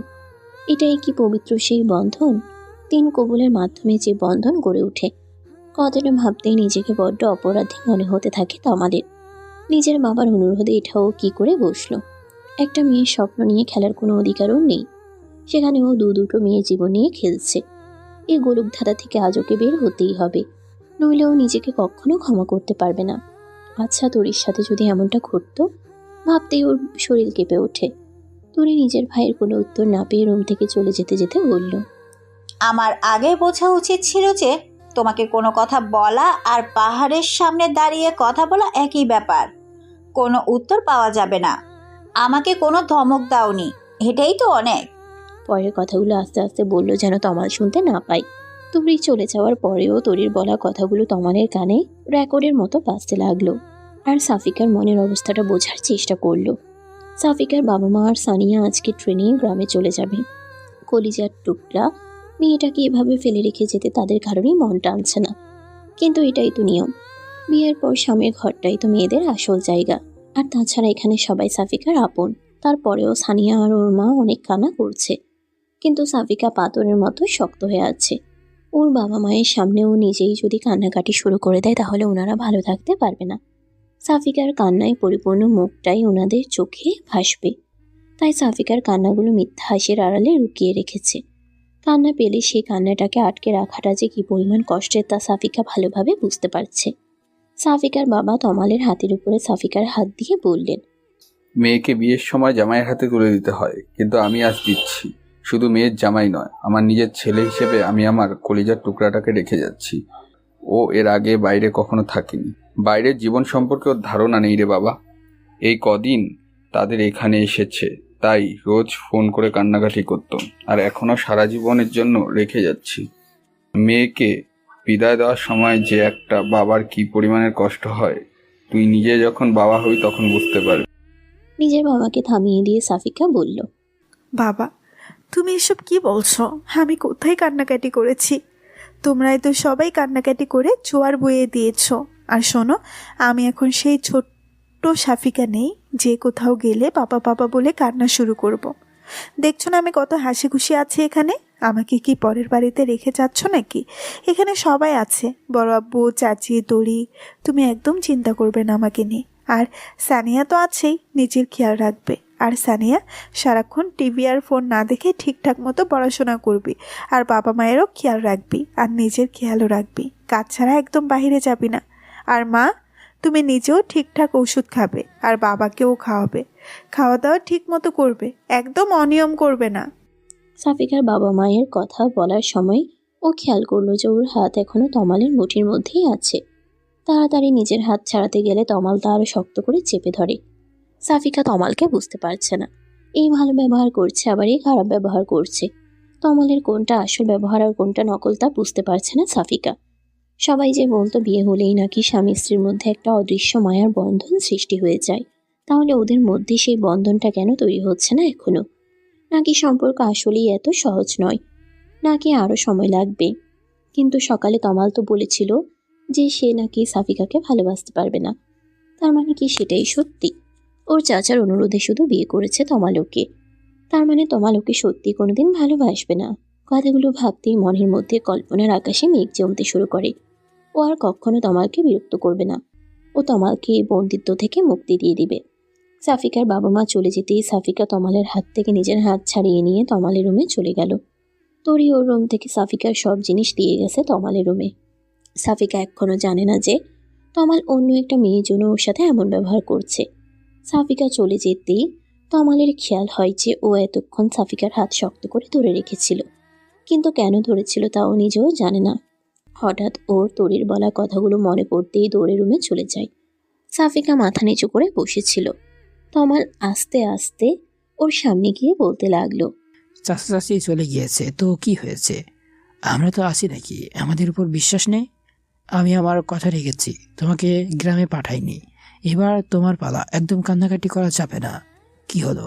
বললাম না কান্নাকাটি করা যাবে না। কান্নাকাটি আমার একদম সহ্য হয় না। তমালের কথাগুলো শুনেই সাফিকা অবাক হয়ে মাথা তুলে তাকায়। সাফিকার থেকে তমাল বেশি অবাক হয়। তুমি কান্না করছো না? আমি তো ভেবেছিলাম যে সবাই চলে গেছে, এই জন্য তুমি রুমে এসে কান্নাকাটি। নিজের ব্যবহারে নিজেই লজ্জা পায় তমাল। সব দোষই তরির। সাফিকা মৃদু হেসে তমালকে বলতে থাকে, আমি বলেছি মা, আমি অতটাও সিসকান্তুনে নয়। আপনি কি ভেবেছিলেন বলুন তো, যে মেয়েরা কান্না করছে একটু সান্ত্বনা দিয়ে আসি, তাই না? থ্যাঙ্কস আমাকে থাকতে দেওয়ার জন্য, আর সরি ফর ডিস্টার্বিং। তমাল সাফিকার চোখে মুখে কষ্টের ছাপে স্পষ্ট দেখতে পাচ্ছে, অথচ মুখে বড় বড় বুলি আওড়াচ্ছে। তরি ঠিকই বলেছিল। তমাল আস্তে করে সাফিকার পাশে বসতেই সাফিকা নিজেকে গুটিয়ে নেয় এক পাশে। ওর এমন ব্যবহার দেখে তমাল বলতে থাকে, ভয় পাচ্ছে আমাকে? দেখো, সকালে কথাগুলো ওইভাবে বলতে চাইনি, কিন্তু চারিপাশের পেশার মাথায় ঠিক ছিল না। প্লিজ কিছু মনে করো না। ক্ষমা তো আমার চাওয়া উচিত। যা প্রাপ্য তার থেকে খুব বেশি এক্সপেক্ট করে ফেলেছিলাম সত্যটা বলার জন্য। থ্যাঙ্কস। না হলে আমি হয়তো আরও বেশি স্বপ্ন বুনতে থাকতাম। আমি তোমাকে একটা কথা বলতে চাই। তমাল আসলে রিয়ার কথাটা ওকে জানিয়ে দিতে চাচ্ছে, যেন সাফিকা বুঝতে পারে যে কেন ও সাফিকাকে আপন করে নিতে পারছে না। বিয়ে যখন করেছে সত্যিটা তো জানাতেই হবে। আমাকে আর কিছু বলতে হবে না। আমি জানি আপনি কি বলতে চাইছেন। চিন্তা করবেন না, আমি আপনাকে আর কখনো বিরক্ত করব না। আমাকে থাকতে দিয়েছেন, এটাই আমার জন্য অনেক। আমি কথা দিচ্ছি, চলে যাওয়ার সময় আপনি যা চাইছেন তা পেয়ে যাবেন। সাফিকার কথায় তমাল চমক ভেঙে বলল, কিসের যাওয়ার কথা বলছো তুমি? আর আমি কি চাচ্ছি? কি দেবে তুমি আমাকে? এসব কি বলছো তুমি? আবল তাবল। আবল তাবল কেন বলবো? জোর করে আর যাই হোক না কেন, কোনো মিথ্যা সম্পর্ক টিকিয়ে রাখা যায় না। আমাদের সম্পর্কটা বাইরের দিক থেকে সত্য হলেও ভেতরের দিক থেকে পুরোটাই মিথ্যে। আমি বুঝতে পারিনি যে পরিস্থিতি এতটা খারাপ হবে। তাহলে কখনো আমি আপনাকে এই বিয়েটা করতে দিতাম না। এই তো আর কটা দিন, তারপর আমি আপনাকে এই বন্ধন থেকে চিরতরে মুক্ত দিয়ে যাব। কথাগুলো বলেই সাফিকা বিছানা থেকে ওঠার প্রস্তুতি নিচ্ছিল। তমাল ওর হাত ধরে আবার বসিয়ে সাফিকার মুখটা নিজের দিকে নিল। রাগে তমালের চোখ দুটো রক্তবর্ণ ধারণ করেছে। সাফিকাকে উদ্দেশ্য করে বলল, কি যেন বলছিলে, আরেকবার বলো। বন্ধন থেকে মুক্তি? কি বলছিলে এসব? সাফিকা তমালের হাত থেকে নিজেকে ছাড়াতে গিয়েও ব্যর্থ হয়। তমালের চোখের দিকে তাকাতেই ওর ভয় হতে থাকে। তমালের এমন রূপ দেখে ওর আত্মা শুকিয়ে যায়। সাফিকা শুকনো কণ্ঠে সাহস সঞ্চার করে বলল, ডিভোর্স। কথাটা বলার সাথে সাথেই সাফিকা কিছু বুঝে ওঠার আগে ওর গালে একটা থাপ্পড় পড়ল। তমালের হাতের কয়েকটা আঙ্গুলের দাগ সাথে সাথে স্পষ্ট হয়ে উঠল ফর্সা গালের উপর। তমাল নিজের রাগটাকে কন্ট্রোল করতে পারছে না। তুমি এসব করে কি প্রমাণ করতে চাইছো? মহান শাস্তি চাইছো? আমাদের সামনের কথা বাদ দিলাম, নিজের বাবা মায়ের কথাটাও ভাববে না একবার? বিয়েটাকে ছেলে খেলা মনে হয় তোমার কাছে? যখন খুশি করলে, যখন খুশি ভেঙে দিলে, তারপর যে কি হবে তা একবার ভেবে দেখছো না? এ সবার অনুভূতির কোনো মূল্য নেই তোমার কাছে। তমালের কথা শুনে সাফিকা এতক্ষণে চোখের জলগুলোকে মুক্ত করে দিল। তারপর কান্না করতে করতে বলল, বাহ, আপনি সবার দিকটা দেখছেন, অথচ আমার দিকটা একবারও ভেবে দেখেছেন? সবাইকে খুশি রাখবো, আর দিন শেষে আমার কি হবে? আমার খুশিগুলো নিজের খুশি বিসর্জন দিয়ে অন্যকে খুশি করার মানে জানেন? সবাইকে ধোঁকা দেওয়া। যেদিন তারা সত্যিটা জানতে পারবে সেদিন তারা কি নিজেদের ক্ষমা করতে পারবে? অভিনয় আপনি করতে পারলেও আমি পারবো না। আমি চাই না আমার জন্য কারো লাইফ নষ্ট হোক, আর এতে শুধু আমার নয়, আপনারাই বেশি ভালো। আপনি আপনার ইচ্ছা মতো মুক্ত জীবনযাপন করতে পারবেন। তুমি আবারও সেই কথাই বলছো। আমি তোমার সাথে আমার সম্পর্কটা হ্যান্ডেল করতে চাইছি, আর তুমি সব বিগড়ে দিতে চাইছো। আমার কথাটা আগে শুনবে নাকি? নিজের খুশি দিয়ে সবসময় সবকিছুর বিচার করা চায় না, মাঝে মাঝে নিজের খুশিটা বিসর্জন দিতে হয়। এটাই তো জীবন। কিন্তু আমি চাই না আমার জন্য আপনার লাইফ। এটুকু বলতেই তমাল সাফিকাকে থামিয়ে দিয়ে বলল, নেক্সট টাইম এই ধরনের কথা যেন না শুনি। আমাকে একটু বোঝার চেষ্টা করো, তাহলে নেক্সট টাইম আর এমন হবে না। Sorry for that. আমাকে আর কখনো রাগাবে না, আমি নিজেকে কন্ট্রোল করতে পারি না। কথাগুলো বলেই বিষণ্ণ মনে রুম থেকে বের হয়ে যায় তমাল। সাফিকাকে মারাটা ঠিক হয়নি, কিন্তু রাগ কন্ট্রোল করতে পারছিল না তমাল। সবাই কত আশা করে আছে যে তমাল সাফিকার খেয়াল রাখবে, আর ওই মেয়েটা 2 লাইন বেশি বলছে, যার কারণে এমনটা হয়ে গেল। তমালের নিজের উপরেই প্রচুর রাগ হচ্ছে। তমাল চলে যেতেই গালে হাত দিয়ে বসে থাকে সাফিকা। তমাল ওর সাথে কেন এমন করছে? না তো ওকে সহজে গ্রহণ করছে, আর না তো বর্জন করতে চাইছে। তমাল আসলে কি চাই বুঝতে পারে না সাফিকা। একজন মানুষের এত দ্রুত মুড সুইং হয় কিভাবে তা সাফিকার মাথায় আসে না। ঘুমাতে যাওয়ার আগে তমাল ভাবলো যে রিয়ার সাথে একবার কথা বলা উচিত। কাল রাত থেকে একবারও কথা বলেনি। মেয়েটা এতবার ফোন করেছে, কিন্তু ফোন ধরে তমাল কি বলবে তাই বুঝতে পারছে না। তারপরেও কিছুটা দ্বিধা নিয়ে রিয়াকে কল করলো। রিয়া কল রিসিভ করেই যা বলল তা শোনার জন্য তমাল মোটেও প্রস্তুত ছিল না। বাহ তমাল, বিয়ে করে বউ নিয়ে খুব মজা করছো তাই না? আমাকে একবার জানানোর প্রয়োজন মনে করলে না? অবশ্য আমাকে জানালে তো আর তোমার মনের আশা পূর্ণ হতো না, তাই না? রিয়া, তুমি এসব কি বলছো? আমি বিয়ে করছি এই কথা তুমি কি করে জানলে? কেন আমাকে জানাতে চেয়েছিলে না নাকি? দুজনের জীবন নষ্ট করার ধান্দাই ছিল মনে হয়। বাট তোমার সে আশাটা আর কোনোদিনও পূর্ণ হবে না। আমি সবটা জেনে গেছি। তুমি এতটা নীচ প্রকৃতির ছেলে তা আমার জানা ছিল না। আর তোমার চাচাতো বোনটাও তোমার মতোই ফার্স্ট। যেমন যেমন তেমন তেমন। তোমাদের জুটিটা বাংলাদেশের বেস্ট জুটি হওয়ার দরকার ছিল। চরিত্রহীন ছেলের জন্য একটা চরিত্রহীন মেয়েই পারফেক্ট। তমাল এবার প্রচুর রেগে যায়। রিয়াকে একটা ধমক দিয়ে বলে, দেখো রিয়া, আমি তোমাকে ঠকাতে চাইনি। আমার কথা বোঝার চেষ্টা করো। তুমি সাফিকার চরিত্র নিয়ে কেন কথা বলছো? তুমি এসব জানলে কি করে? রাশেদ বলেছে কালকে তো ও নিজের চোখে সব দেখেছে, আর নিজে কানে সব শুনেছো তোমাদের দুজনের কাহিনী। এই রকম মেয়ের জন্য পুরো নারী জাতির বদনাম হয়ে যায়।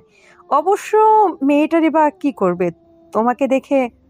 আর কিছু বলার আগেই তমাল রেগে গিয়ে রিয়াকে থামিয়ে দিয়ে বলে, আর একবার সাফিকার চরিত্র নিয়ে কথা বললে আমি ভুলে যাব যে আমি তোমাকে ভালোবাসি। আমার ভাবতেও অবাক লাগে যে তুমি আমাকে ফুল পুছলে। আমি ভেবেছিলাম যে আর কেউ বিশ্বাস করুক বা না করুক, অন্তত তুমি আমাকে বিশ্বাস করবে। তুমি তো জানো আমি কেমন ছেলে, কিন্তু তুমিও অন্য সবার মতোই। কেন?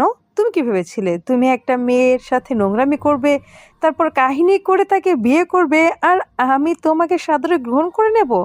এমনটা ভেবেছিলে তাই তো? কিন্তু তোমার সে আশাই সে ঘুরে বালি। আজকের পর থেকে আমার সাথে যোগাযোগ করার কথা তো স্বপ্নেও ভাববে না। তোমার মতো ছেলের সাথে কথা বলাও পাপ। কথাগুলো বলেই খট করে কলটা কেটে দেয় রিয়া। রাশেদ জানে যে তমাল কেমন ছেলে, তারপরেও ও রিয়াকে এসব কথা কি করে বলতে পারলো। কালকে রাশেদকে বলাই ভুল হয়েছিল, কিন্তু রাশেদ বলল আর রিয়া সেটাই বিশ্বাস করে নিল। এই চিনেছে রিয়া ওকে। ও ভেবেছিল যাকে এত ভালোবাসে সে অন্তত ওকে বুঝবে, কিন্তু রিয়াও ওকে ভুল বুঝলো। এতদিন ও কাকে ভালোবেসেছে? ওর ভালোবাসা কি মিথ্যা ছিল? অন্তত আসল ঘটনাটা কি সেটা শুনে তারপর জাজ করতো তমালকে। কিন্তু ও রাশেদের মুখে শোনা কথাটাকেই বেশি গুরুত্ব দিল। রাগকে কন্ট্রোল করতে না পেরে হাতের ফোনটাকে ছুঁড়ে ফেলে দিল। তা ছাদের উপরে পড়তেই ভেঙে ব্যাটারি আর কভারগুলো ছড়িয়ে ছিটিয়ে পড়ল চারদিকে। তারপর ভাঙা ফোনটাকে ওখানে ফেলে রেগে ছাদ থেকে নিজের রুমের দিকে পা বাড়ালো। রাত হলেই সব কথা যেন বেশি করে মনে পড়তে থাকে। এখন যেমন সাফিকার ওর বাড়ির কথা মনে পড়ছে খুব। সানিয়ার সাথে করা খুনসুটি, ওর মা বাবার সাথে মজা করা, গ্রামের মুক্ত পরিবেশে ঘুরে বেড়ানো, সব স্মৃতিরা যেন ভিড় করেছে। এইসব ভাবতেই চোখের কোণা থেকে কয়েক ফোঁটা জল গড়িয়ে পড়ল। ঘুম যেন হাসতেই চাইছে না। তারপর একা রুমে আরও খারাপ লাগছে।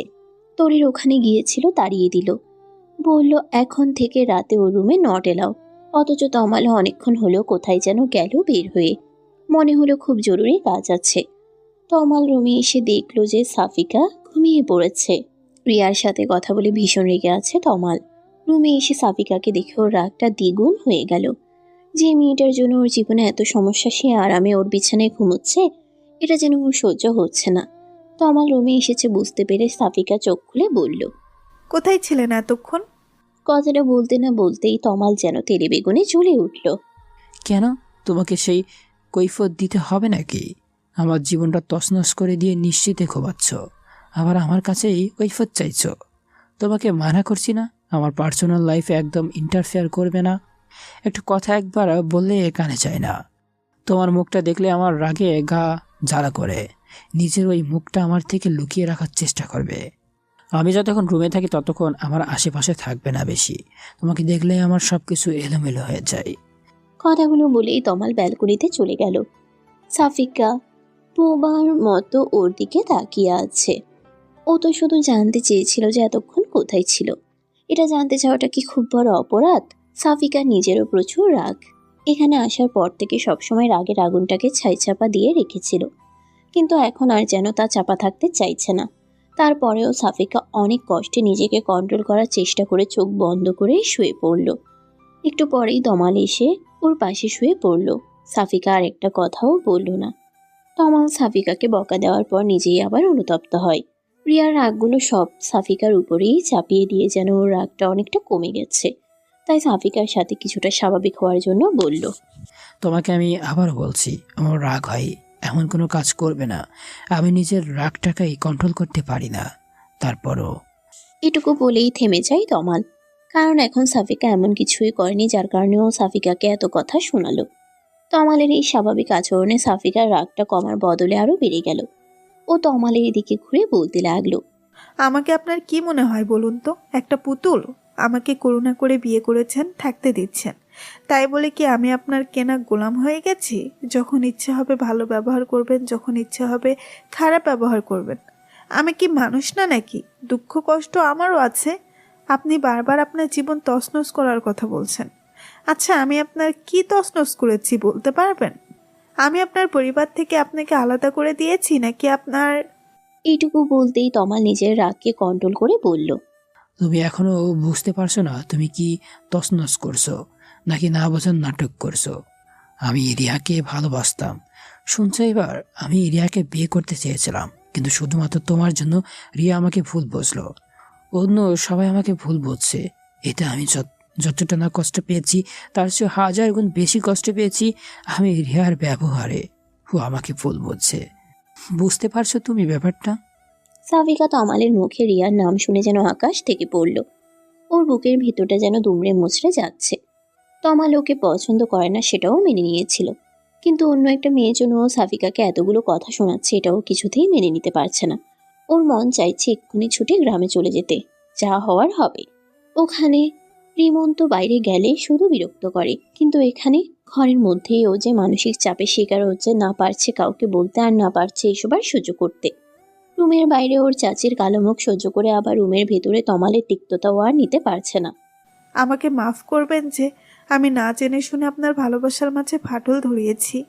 আমি না থাকলেই যদি আপনার সব সমস্যার সমাধান হয়ে যায় তাহলে আমি আর সেটা বাড়াতে চাই না। আপনি কালকে যদি একবার আমাকে এই কথাটা জানাতেন যে আপনি কাউকে ভালোবাসেন, তাহলে আমি কখনোই আপনাকে বিয়ে করার জন্য রাজি হতাম না। আর বড় আপুর কথা রাখতে না হলে তো আমি... এটুকু বলেই থেমে যায় সাফিকা। ওর দু চোখ ভর্তি তমালের জন্য ঘৃণা জমে ওঠে। একটা মানুষকে এতটা বহুরূপী কেন হতে হবে? আজকে ওর বাবা মায়ের সাথে গ্রামে যেতে দিতে পারলেই হতো, তাহলে এত কথা শুনতে হতো না সাফিকাকে। এর মধ্যে তুমি আমার বাবাকে কেন টেনে আনছো? সাফিকা এখন কি করে বলবে যে তমালের বাবাই সাফিকাকেও জোর করেছিল তমালকে বিয়ে করার জন্য? কারণ সাফিকার পেছনে সবাই যেভাবে লেগে আছে তাতে উনি ভয় ছিল যে এখানেও যখন এত বাজেভাবে ওর বিয়েটা ভাঙলো, তার মানে যেখানেই যাক কেউ একজন আছে যে ওর ক্ষতি চায়। আর এই কারণেই সাফিকাকে গ্রামে পাঠিয়ে দিতে সাহস পায়নি। হয়তো ওখানে ওর জন্য নতুন কোনো বিপদ অপেক্ষা করছে। কি হলো এখন কিছু বলছো না কেন? হ্যাঁ, বড় আব্বুর কথাতেই আমি আপনাকে বিয়ে করেছি, কারণ তিনি আমাকে কোনো বিপদের মুখে ঠেলে দিতে চাইছিলেন না। বাহ, আমার বাবাকে তো ভালোই হাত করে দিয়েছ। তোমাকে বিপদ থেকে উদ্ধার করতে নিজের ছেলেটাকেই জাহান্নামের দিকে ঠেলে দিলেন। আরে ভাই, কোনো ভালো ছেলে দেখে তোমাকে বিয়ে দিলেই তো। এইটুকু বলেই তমাল থেমে গেল। পরেরটুকু কেন বললেন না? কে বিয়ে করতো আমাকে? আর সে বিয়েটা ভাঙানোর জন্য সহজ হতো, কারণ এখন তো আমি একটা কলঙ্কিতা মেয়ে। যার এত বড় একটা কলঙ্ক, তাকে কে বিয়ে করবে? আপনি সুখী আছেন আমাকে বিয়ে করে? আপনি তো জানেন আমি কেমন মেয়ে। তমাল আর কিছুই বলতে পারে না। সাফিকা বলতে থাকে, আমি কালকেই গ্রামে চলে যাব, ঘরবন্দি হয়ে থাকবো। তবু এইসব আমি আর সহ্য করতে পারছি না। একদিনেই আমি হাঁপিয়ে উঠেছি। এর পরের দিনগুলো কিভাবে কাটাবো এখানে? যে আমাকে ভরসা দিয়ে রেখে দিল, সেই যদি এমন করে তাহলে। সরি, রিয়ার সাথে কথা বলে মন মেজাজ খারাপ হয়ে গেছিল। কারোর সাথে রাগলে সেই রাগটা এখন থেকে আমার উপরেই ঝাড়বেন বলে ঠিক করে ফেলেছেন মনে হচ্ছে। সরি বললাম তো। সরি দিয়ে সব কিছু সমাধান হয় না মিস্টার তমাল। আর আপনি ভালোবাসার কথা বলছেন? যে ভালোবাসায় একে অপরের প্রতি বিশ্বাসটাই নেই, তাকে আপনি ভালোবাসা বলছেন? যাকে ভালোবাসেন সেই যদি আপনাকে বিশ্বাস না করে, তাহলে সেই ভালোবাসার কি মূল্য থাকতে পারে? তোমার ভালোবাসার মানুষটি তোমাকে ধোকা দিলে তুমি কি করতে? তুমি কি তাকে ভুল বুঝতে না? এমনি এমনি মাফ করে দিতে তাকে? আপনি কি সত্যিই কোনো ভুল করেছেন? আপনি তাকে সত্যটা বলার পরেও যদি আপনাকে বিশ্বাস না হয়, তাহলে একবার অন্তত সত্যটা যাচাই করা উচিত ছিল। আপনি কেমন ছেলে তা ওই মেয়েটাই ভালো করে জানার কথা। এত বড় একটা জঘন্য কাজ আপনি করতে পারেন, তা সে এত তাড়াতাড়ি কি করে বিশ্বাস করে নিল? তমাল আর কিছু না বলে একদম চুপ হয়ে গেল। সাফিকাও চুপ হয়ে যাওয়ায় রুমে পিলপথ নীরবতা বিরাজ করতে লাগলো। সকালে ঘুম থেকে উঠে সাফিকা ওর চাচির সাথে নাস্তা বানাচ্ছে। ওর চাচি ওর সাথে একটা কথাও বলছে না। সাফিকা ব্যাপারটা হজম করার চেষ্টা করছে। তরি নাস্তা করে কলেজে চলে গেছে। তমাল আর ওর বাবাও অফিসে চলে গেছে। সাফিকার চাচি নিজের রুমেই আছেন। সাফিকা সেখানে যেতে সাহস পাচ্ছে না। নিজের রুমে একা একা দম বন্ধ হয়ে আসছে সাফিকার। বিয়ের আগে সারাদিন ওর চাচির আশেপাশেই থাকতো, সময় কেটে যেত। কিন্তু এই বিয়েটা যেন ওর জীবনে অমানিসা হয়ে ঘিরে ধরেছে। দুপুরেও চুপচাপ তমালের মায়ের সাথে সাফিকা রান্না বান্না করলো। তারপর নামাজ কালাম পড়ে তরির সাথে দুপুরের খাবার খেলো। তরি দুপুরের দিকে কলেজ থেকে ফেরায় সাফিকা যেন দেহে প্রাণ ফিরে পেল। তরির সাথে কথা বললে সাফিকার নিজেকে একটু হালকা মনে হয়, ভালো লাগা কাজ করে। তমালও আজ সকালে ওর সাথে একটা কথাও বলেনি। ওর চাচা অবশ্য ওর চাচিকে বারবার সাবধান করে দিয়ে গেছে যেন সাফিকার সাথে কোনো ঝামেলা না করে। সাফিকা বুঝতে পারছে না যে এভাবে আর কয়দিন চলবে। একদিনেই ও অতিষ্ঠ হয়ে উঠেছে। এভাবে চলতে থাকলে ও পুরোপুরি পাগল হয়ে যাবে যে। তমাল ফোন আর সিম দুটেই চেঞ্জ করেছে। নতুন সিম থেকে রিয়াকে আরও একবার কল করেছিল দেখা করে সবটা বলার জন্য, কিন্তু রিয়া ওর কোনো কথা না শুনেই কল কেটে দিয়েছে। তমালের সাথে ও আর কথা বলতে চায় না, এটাই স্বাভাবিক। একদিক দিয়ে দেখতে গেলে তমাল তো রিয়াকে ধোকা দিয়েছে, আর একজন ধোকাবাজের সাথে কেই বা সম্পর্ক রাখতে চায়, তার উপর ও আবার বিবাহিত। সাফিকাকে দেখলেই রিয়ার কথা মনে পড়ে যায় তমালের। রাগ উঠে যায়, কিন্তু অনেক কষ্টে রাগগুলোকে কন্ট্রোল করে। সাফিকাও নিজেকে যথাসম্ভব তমালের থেকে দূরে রাখার চেষ্টা করে। তুষার সেই সকালে নাস্তা করে বের হয় আর অনেক রাতে বাসায় ফিরে। সাফিকার বিষণ্ণ মুখটাও দেখতে পারে না। ও বুঝতে পারে যে সাফিকা তমালের সাথে সুখে নেই, তারপরেও কিছু করতে পারে না। সবাই জানে যে পরিস্থিতির মুখে পড়ে তুষার সাফিকাকে বিয়ে করতে চেয়েছিল। কেউ যদি এটা জানতে পারে যে তুষার সাফিকাকে পছন্দ করতো, তাহলে ব্যাপারটা সাফিকার জন্য আরো জটিল হয়ে যাবে। এভাবেই কেটে যায় 2 মাস। সাফিকা, তমাল আর তুষারের জন্য এই 2 মাস যেন 2 বছরের মতো। সাফিকা এখনো জানতে পারেনি যে ওর বিয়ে ভাঙার পেছনে কে ছিল। এর মধ্যে তমালকে একবার জিজ্ঞেস করেছিল, ও কিছু জানায়নি। তমালের এই দিনগুলো বিস্ময় হয়ে উঠেছে। ওর সাথে সাথে সাফিকার জীবনটাও বিষিয়ে তুলেছে। রিয়া বিয়ে করে নিয়েছে, স্বামীর সাথে প্রতিদিন ছবি আপলোড দেয়, যা তমালকে আরো জ্বালিয়ে পুড়িয়ে শেষ করে দিচ্ছে। রিয়ার সাথে কথা বলার পর থেকে তমাল আর রাশেদের সাথে কথা বলেনি। আজ কি মনে করে রাশিদের অফিসে চলে গেল দেখা করতে। তমালকে দেখে রাশেদ হাসি মুখে বলল, কি ব্যাপার, বিবাহিত জীবন কেমন যাচ্ছে? তমাল রাশেদের সামনে চেয়ারে বসে কোমল সুরে বলল, তুই এমনটা কেন করলি? কেন মিথ্যা বললি? কারণ আমি রিয়াকে ভালোবাসতাম। আমার আর রিয়ার মাঝখানে তুই চলে এসেছিলি। আমি প্রপোজ করার আগেই তুই ওকে প্রপোজ করে দিস, আর রিয়াও রাজি হয়ে যায়। এর আগে অনেক চেষ্টা করেছি তোদের ব্রেকআপ করানোর জন্য, কিন্তু পারিনি। এবার এমন এক চাল দিলাম, সাপও মরল আর লাঠিও ভাঙল না। শুধু রিয়াকেই নয়, সবাইকে মিথ্যাটা আমি বলেছি। চালটা যে এভাবে কাজে লেগে যাবে বুঝতে পারিনি, তাই রিয়াকে পাওয়ার আর কোনো সুযোগ রাখলাম না। এখন রিয়া সত্যিটা জেনেও কোনো লাভ নেই। তুইও বিবাহিত আর রিয়াও। আমি রিয়াকে পাইনি, তোকেও পেতে দিলাম না। ওর কথা শুনে তমালের প্রচন্ড রাগ হতে লাগলো। যাকে ও নিজের ভাইয়ের মতো ভাবে সে ওকে এতটা ঘৃণা করে। ও কখনো কল্পনাও করতে পারেনি যে রাশেদ রিয়ার জন্য ওর সাথে এমনটা করবে। তার মানে এসবের পেছনে রাশেদ ছিল। ওর আর রিয়ার কারণে সাফিকার জীবনটা নষ্ট হয়ে গেল, আর ও নিজের জীবনের জন্য সাফিকাকেই দোষারোপ করে যাচ্ছিল। সাফিকা সত্যিটা জানতে পারলে কি ওকে ক্ষমা করবে? কিন্তু এতে তো ওর কোনো হাত নেই। রাশেদের কথা শুনে খেপে গিয়ে তমাল ওকে মারার জন্য হাত তুলল, কিন্তু রাশেদ তমালের হাতটা খপ করে ধরে ফেলল। তারপর আস্তে আস্তে ওর কানের কাছে মুখ নিয়ে বলল, আমাকে মারলেই কি সবকিছু ঠিক হয়ে যাবে? রিয়াকে তো আর পাবি না, তবে যাকে পেয়েছিস সে তো রিয়ার চেয়েও সুন্দরী। তো ভাগ্য খুলে দিয়েছি আমি। ওরকম রূপবতী বউ কজনের কপালে জোটে বল?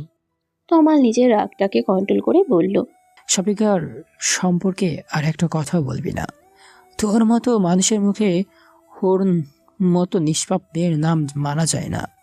রাশেদ মুচকি হেসে বলল, বাহ, বউকে অনেক ভালোবাসিস মনে হচ্ছে। তাহলে তো রিয়ার কথা এতদিনে ভুলে যাওয়ার কথা। আমি তো ভাবলাম যে আমাকে থ্যাঙ্কস দিতে এসেছিস। ওপস, সরি। তুই তো এর আগে জানতেই না যে এইসব কিছুর পেছনে আমিই ছিলাম। এখন সত্যটা লুকিয়ে কোনো লাভ নেই, তাই বলে দিলাম।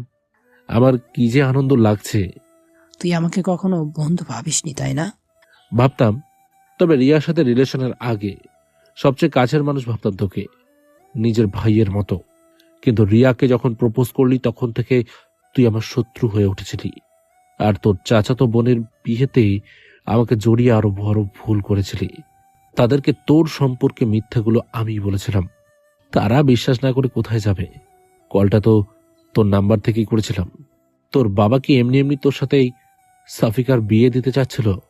কারণ তিনি তো এটাই জানেন যে কলটা তুই করেছিলি। বলেই আবার হাসতে লাগলো রাশেদ। তমাল রাগে কথা বলার শক্তিটাও যেন হারিয়ে ফেলেছে। নিজের হাতটা মুঠো করে জোরে করে রাশেদের টেবিলে মারতেই টেবিলের উপরের কাঁচটা টুকরো হয়ে গেল, আর তমালের হাতের মধ্যেও কাচের কয়েকটা টুকরো বিঁধে গেল। ওই অবস্থাতেই তমাল রাশেদের অফিস থেকে বের হয়ে গেল, আর শেষ একটা কথাই বলল, কাজটা তুই মোটেও ঠিক করিসনি রাশেদ। এই পাপের শাস্তি তোকে পেতেই হবে। এতগুলো জীবন নষ্ট করে তুই কখনোই সুখী হতে পারবি না। রাশেদ ওর কথা শুনে তখনও হাসছে আর বলল, কাজটা না হয় আমি পাল্টে নেব, কিন্তু তোর জীবনটা তো আর তুই পাল্টাতে পারবি না। রাশেদের ওখান থেকে বের হয়েই তমাল হাতের ব্যান্ডেজ করে বাসায় চলে গেল। অফিস থেকে আজ দুপুরেই বের হয়েছিল, তাই আজ তাড়াতাড়ি বাসে ফিরল। আর অফিসে যাওয়ার মুড ছিল না। সাফিকা খাওয়া দাওয়া শেষে একটু শুয়েছিল, তোরই কোচিংয়ে গিয়েছে। তমালের মা নিজের রুমে শুয়ে আছেন, তুষার বাসায় নেই। কলিং বেলের আওয়াজে ঘুম ভেঙে গেল সাফিকার। এই সময়টাতে সাধারণত কেউ আসে না। ঘুম চোখে সাফিকা দরজা খুলেই অবাক হয়ে গেল। তমালের ডান হাতে ব্যান্ডেজ দেখে আরো অবাক হয়ে গেল। সাফিকা দরজা বন্ধ করে অস্থির হয়ে বলল, হাতে কি হয়েছে আর এত তাড়াতাড়ি ফিরলেন যে? কিছু হয়েছে? তমাল রুমে ঢুকতে ঢুকতে বলল। আগে রুমে যেতে দিবে নাকি এখানেই জেরা করতে থাকবে? তমালের এই কথা শুনে সাফিকা একদম চুপ হয়ে গেল। তমাল ঠিক করে নিয়েছে, আজ থেকে সাফিকার সাথে আর কখনো খারাপ ব্যবহার করবে না। রিয়া যদি বিয়ে করে নিয়ে ভালো থাকতে পারে, ও কেন পারবে না? এখানে রিয়ার যেমন কোনো দোষ নেই, তেমনই সাফিকার বা তমালেরও তো কোনো দোষ নেই। তাহলে ও কেন শুধু শুধু সাফিকাকে কষ্ট দিবে? ও নিজের জন্য সাফিকার জীবনটা নষ্ট হতে দেবে না। রুমে ঢুকে নিজের মেজাজটাকে একটু ঠান্ডা করে সাফিকাকে উদ্দেশ্য করে বলল, এক গ্লাস ঠান্ডা পানি দিতে পারবে? খুব পিপাসা পেয়েছে। তমাল এই প্রথম নিজে থেকে সাফিকার কাছে কিছু চাইল। সাফিকা খুশি মনে দৌড়ে চলে গেল পানি আনতে। পানি এনে তমালকে দিতেও বলল। থ্যাঙ্কস। সাফিকা অবাক হয়ে বলল, কেন? আমার জীবনে আসার জন্য। তমালের কথাটা শুনে সাফিকা যেন নিজের কানকে বিশ্বাস করতে পারছিল না। অবাকের চরম সীমায় পৌঁছে গেল ও। নিজের কপালে হাত দিয়ে দেখতে লাগলো যে ও কোনো ঘরের মধ্যে আছে কিনা, ও অসুস্থ কিনা। কিন্তু ও পুরোপুরি ঠিক আছে বুঝতে পেরে ধপ করে বিছানার উপর বসে পড়ল। তারপর গিয়ে তমালের কপালে হাত দিয়ে দেখলো যে ও সুস্থ আছে কিনা। তারপর অবাক হয়ে বলল, আপনি কি অসুস্থ নাকি মাথায় আঘাত লেগেছে ড্রিঙ্কস করেননি তো? কি হয়েছে আপনার? আপনি ঠিক আছেন তো? তমাল সাফিকাকে এই প্রথম নিজের বুকে টেনে নিয়ে বলল, তুমি এত অস্থির কেন হচ্ছ? আমি ঠিক আছি। আমি সজ্ঞানেই এই কথাটি বলেছি। সত্যি আমি ধন্য যে তোমার মতো কাউকে আমার জীবনে পেয়েছি। আমার জন্য তোমার অনেক কষ্টই কেটেছে এই কয়দিন। আমি আর তোমাকে কষ্ট দিতে চাই না। তমাদের হৃদস্পন্দন স্পষ্ট শুনতে পাচ্ছে সাফিকা। খুশিতে যেন আত্মহারা হয়ে গেছে ও। চোখের কোণ বেয়ে এক ফোঁটা সুখে নোনা জল গড়িয়ে পড়ল। তবে তমালের এই আকস্মিক পরিবর্তনে কিছুটা ভয়ও আছে সাফিকা। তমাল কি সত্যি রিয়াকে ভুলে ওকে আপন করে নিয়েছে, নাকি ওর মুড সুইংয়ের জন্য এমনটা করছে? দেখা যাবে এখন নিজেই বুকে টেনে নিচ্ছে, একটু পরেই আবার ওকে ছুঁড়ে ফেলে দিবে। এসব কথা মনে হতেই তমালের বুক থেকে যেন ছিটকে পড়ল সাফিকা। সাফিকার এমন করায় তমালের হাতে আঘাত লাগলো, আর ও ব্যথা পেয়ে বলল। কি করছো? হাতে লাগছে তো। সাফিকা তমালের হাতটা নিজের হাতের মুঠির মধ্যে নিয়ে বলল, সরি, আমি বুঝতে পারিনি। আসলে আপনার এমন ব্যবহার দেখে আমি নিজেকে সামলাতে পারিনি। তমাল মুচকি হেসে বলল, হাতে কি হয়েছে তা শুনবো না? নাকি আমার কোনো কিছু নিয়ে তোমার কোনো মাথা ব্যথা নেই? সাফিকা আমতা আমতা করে বলল, আপনি তো রিয়াকে ভালোবাসেন, তাই না? আর একবার আমাদের মাঝে কারোর নাম নিবে না। আমি তোমার স্বামী আর তুমি আমার স্ত্রী, এখন এটাই সত্য। আমি আমার অতীতগুলোকে মনে করে তোমার জীবনটাকে শেষ করে দিতে পারি না। করুণা নাকি ভালোবাসা? তোমার যেটা মনে হবে সেটাই। আমি তো কারো করুণার পাত্রী হয়ে থাকতে চাই না। আমি কারো করুণা নয়, ভালোবাসা চাই। আশা করি বুঝতে পেরেছেন। তমাল কি বলবে বুঝতে পারছে না। ভালোবাসা কি এত সহজ হয়? ও কি সত্যি সাফিকাকে ভালোবাসে, নাকি করুণার বশে ওকে ভালোবাসতে চাইছে? ও নিজেও বুঝতে পারছে না, কিন্তু ও আর সাফিকাকে কষ্ট দিতে চাচ্ছে না। তাই ও কোনো কিছু না ভেবেই বলে দিল, ভালোবাসি। কথাটা শুনেই সাফিকা কান্না করতে করতে তমালের বুকে ঝাঁপিয়ে পড়ল। তারপর বলল, আমি জানতাম আপনি একদিন না একদিন আমাকে ঠিক মেনে নেবেন। বিয়ের বন্ধনটা যে এমনি শক্ত বন্ধন, যা নির্দয়ের মনেও ভালোবাসার সঞ্চয় করে দেয়। এটা যে পবিত্র একটা বন্ধন। বিশ্বাস করুন, আমার এতদিনের সব কষ্টগুলো হাওয়ায় মিলিয়ে গেছে আপনার একটা কথাতেই। কথা দিন, আর কখনো আপনি আপনার সিদ্ধান্ত বদলাবেন না, আর কখনো আমাকে কষ্ট দিবেন না। তমাল ভাবতেই পারেনি যে সাফিকা ওকে এত সহজে গ্রহণ করে নিবে। ও ভেবেছিল যে সাফিকাকে মানাতে ওকে অনেক কাঠখড় পোড়াতে হবে। অনেক খারাপ ব্যবহার করেছে এই কয়দিনে। তমাল সাফিকাকে নিজের বুকে আরো শক্ত করে চেপে ধরে বলল, কথা দিচ্ছি আর কখনো তোমাকে কষ্ট দিব না। তোমার ভালো থাকাই আমার ভালো থাকা, তোমার খুশি আমার খুশি। আর আমার দুঃখগুলো কষ্টগুলো সেগুলোও ভাগ নিবেন না। তবে আমি তোমার জীবনে দুঃখ কষ্টকে আর আসতে দিব না। আমি চাই আর কোনো কষ্ট যেন তোমাকে ছুঁতে না পারে। তমাল যেন ভাবতে পারেনি যে সাফিকা এত তাড়াতাড়ি সব মেনে নেবে। তেমনি সাফিকাও ভাবতে পারেনি যে তমাল ওকে এত তাড়াতাড়ি ভালোবেসে ফেলবে। সন্ধ্যা থেকেই তমালের ভীষণ জ্বর। বিছানা ছেড়েও উঠতে পারছে না। একে তো হাতের ব্যথা, তার উপরে জ্বর। দুপুরেও কিছুই খায়নি, বলেছে যে দুপুরে বাইরে খেয়ে এসেছে। রাতে তুষার ওষুধ এনে দিল। সাফিকা স্যুপ বানিয়ে খাইয়ে দিল, তারপর ওষুধ খাইয়ে দিল। তবুও জ্বর কমার নাম নেই। রাতের সাথে সাথে জ্বরও যেন বাড়ছে। সাফিকা একটা টুল নিয়ে তমালের মাথার কাছে বসে জলপট্টি দিয়ে দিচ্ছে। যতক্ষণ জলপট্টি দিচ্ছে ততক্ষণ একটু নীরব থাকে তমাল। জলপট্টি দেওয়া বন্ধ করলেই তমাল ছটফট করতে থাকে। সাফিকা নিজের ঘুম বাদ দিয়ে তমালের কপালে জলপট্টি দিয়ে দিচ্ছে। বারবার ঘুমে ঢুলে পড়ছে সাফিকা। তারপরেও রাত জেগে তমালের সেবা করে যাচ্ছে। জ্বরে তমালের যেন কোনো হুঁশ নেই, মরার মতো পড়ে আছে। মাঝ রাতের দিকে তমালের হুঁশ ফিরে। জ্বর কিছুটা কমেছে, তবে শরীরটা ভীষণ দুর্বল। উঠে বসার মতো শক্তিটুকুও যেন নেই। ও দেখে যে ওর পাশেই বিছানার উপর হাতের উপর মাথাটা দিয়ে ঘুমিয়ে আছে সাফিকা। সাফিকার মুখটা আজ ভালো করে খেয়াল করে তমাল। কি যেন এক মায়ায় আচ্ছন্ন হয়ে আছে সাফিকার মুখটা, যা তমালকে বারবার আকর্ষণ করছে। এতদিন এই মায়ায় কেন পড়েনি তমাল? নাকি এতদিন সাফিকাকে কখনো ভালো করে দেখেইনি? তমাল বিছানা থেকে নামতে গিয়ে আবার বিছানার উপর বসে পড়ে। শরীরটা যেন উঠতে সাই দিচ্ছে না। সাফিকাকে ডাকতে গিয়েও ডাকে না তমাল। পুরোপুরি হুঁশ না থাকলেও তমাল এটা বুঝতে পেরেছে যে সাফিকা নিজের ঘুম বাদ দিয়ে সারা রাত ওর সেবা করেছে। সাফিকার কপালের উপর থেকে চুলগুলো সরাতেই তমালের হাতের স্পর্শ পেয়ে ঘুম ভেঙে যায় সাফিকার। সাফিকা এক লাফে টুল থেকে উঠে পড়ে। তারপর তমালের সামনে গিয়ে ওর কপালে হাত দিয়ে দেখে যে জ্বর অনেকটা কমে গেছে। তমাল হেসে ফেলে, তারপর বলে, আমি ঠিক আছি। বিছানায় শোয়া বাদ দিয়ে তুমি টুলের উপর কেন ঘুমাচ্ছিলে? সাফিকা তমালের কপাল থেকে হাত সরিয়ে নিয়ে বলতে থাকে। না মানে, কখন ঘুমিয়ে পড়েছি বুঝতে পারিনি। আপনার এখন কেমন লাগছে? বিছানা থেকে উঠছেন কেন? আমার এখন একটু ভালো লাগছে। বউয়ের সেবায় স্বামী সুস্থ না হয়ে পারে? আমি তো ভাবলাম যে ভয়ে তুমি আমার পাশে শাওনি। আমার জ্বরটা যদি তোমার হয়ে যায়। বলেই আবার হাসতে থাকে তমাল।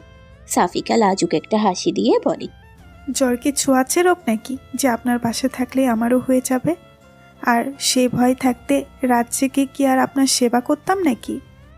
জ্বর হলে কি মানুষ মারা যায় নাকি? সামান্য জ্বরে যদি তুমি এত সেবা যত্ন করো, তাহলে বড় কোনো অসুখ হলে আর সেবা করতে চাইবে না। সব সেবা এক্ষুনি দিয়ে দিবে মনে হচ্ছে। আপনি এত রাতে বিছানা থেকে উঠছেন কেন? দেখছো, তোমার সাথে কথা বলতে গিয়ে বাথরুমে যাওয়ার কথা ভুলেই গেছি। এই সাহায্যটা আশা করি করবে। চলুন, আমি নিয়ে যাচ্ছি। বলেই সাফিকা তমালের হাতটা ধরে বাথরুমের ভেতরে নিয়ে যায়। তারপরেও বের হয়ে আসার ভাবতে থাকে যে তমাল সত্যি একা যেতে পারছিল না, নাকি ইচ্ছে করে ওকে নিয়ে যেতে বলল। তমাল বাথরুম থেকে বের হওয়ার পর সাফিকা আবার ওর হাত ধরে বিছানা পর্যন্ত নিয়ে আসে। তারপর বিছানায় শুয়ে তমাল পেটে হাত দিয়ে বলতে থাকে, জ্বর তো চলে গেছে, কিন্তু পেটের মধ্যে যে ইঁদুর শুশুগুলো দৌড়াচ্ছে সেগুলো তাড়াতে পারলে আর ভালো হতো। কিন্তু এত রাতে কাউকে বিরক্ত করতে চাচ্ছিলাম না। কথাটা বলে তমাল সাফিকার দিকে তাকায়। সাফিকা তমালের কথার মানে বুঝতে পেরে বলে, আপনি কিছুক্ষণ অপেক্ষা করুন, আমি আসছি। বলেই সাফিকা রুম থেকে বের হয়ে যায়। তমাল সাফিকাকে উদ্দেশ্য করে বলল, দেখো, ফ্রিজে যা থাকে তাই নিয়ে আসো। একটা কিছু হলেই চলবে। সাফিকা ফ্রিজ খুলে দেখে যে ঠান্ডা ভাত আর তরকারি আছে, আর বাকি যা আছে সব ঠান্ডা। এত রাত এগুলো গরম করার চাইতে গরম কিছু রান্না করাই ভালো। সাফিকা রান্নাঘরের দরজাটা বন্ধ করে নেয় যেন কারোর কোনো অসুবিধা না হয়। এত রাতে সবাই ঘুমোচ্ছে। তারপর নুডলস সেদ্ধ করে ফ্রিজ থেকে আগে থেকে কেটে রাখা পেঁয়াজ মরিচ দিয়ে আর ডিম দিয়ে নুডলসটা রান্না করে তমালের জন্য নিয়ে যায়। সাফিকা রান্নাঘর থেকে বের হতেই দেখতে পাই যে তুষার ফ্রিজ থেকে ঠান্ডা পানি বের করে খাচ্ছে। দুজন দুজনকে দেখে চমকে যায়। তারপর তুষার সাফিকার দিকে এগিয়ে গিয়ে বলে, এত রাতে তুমি রান্নাঘরে কি করছো?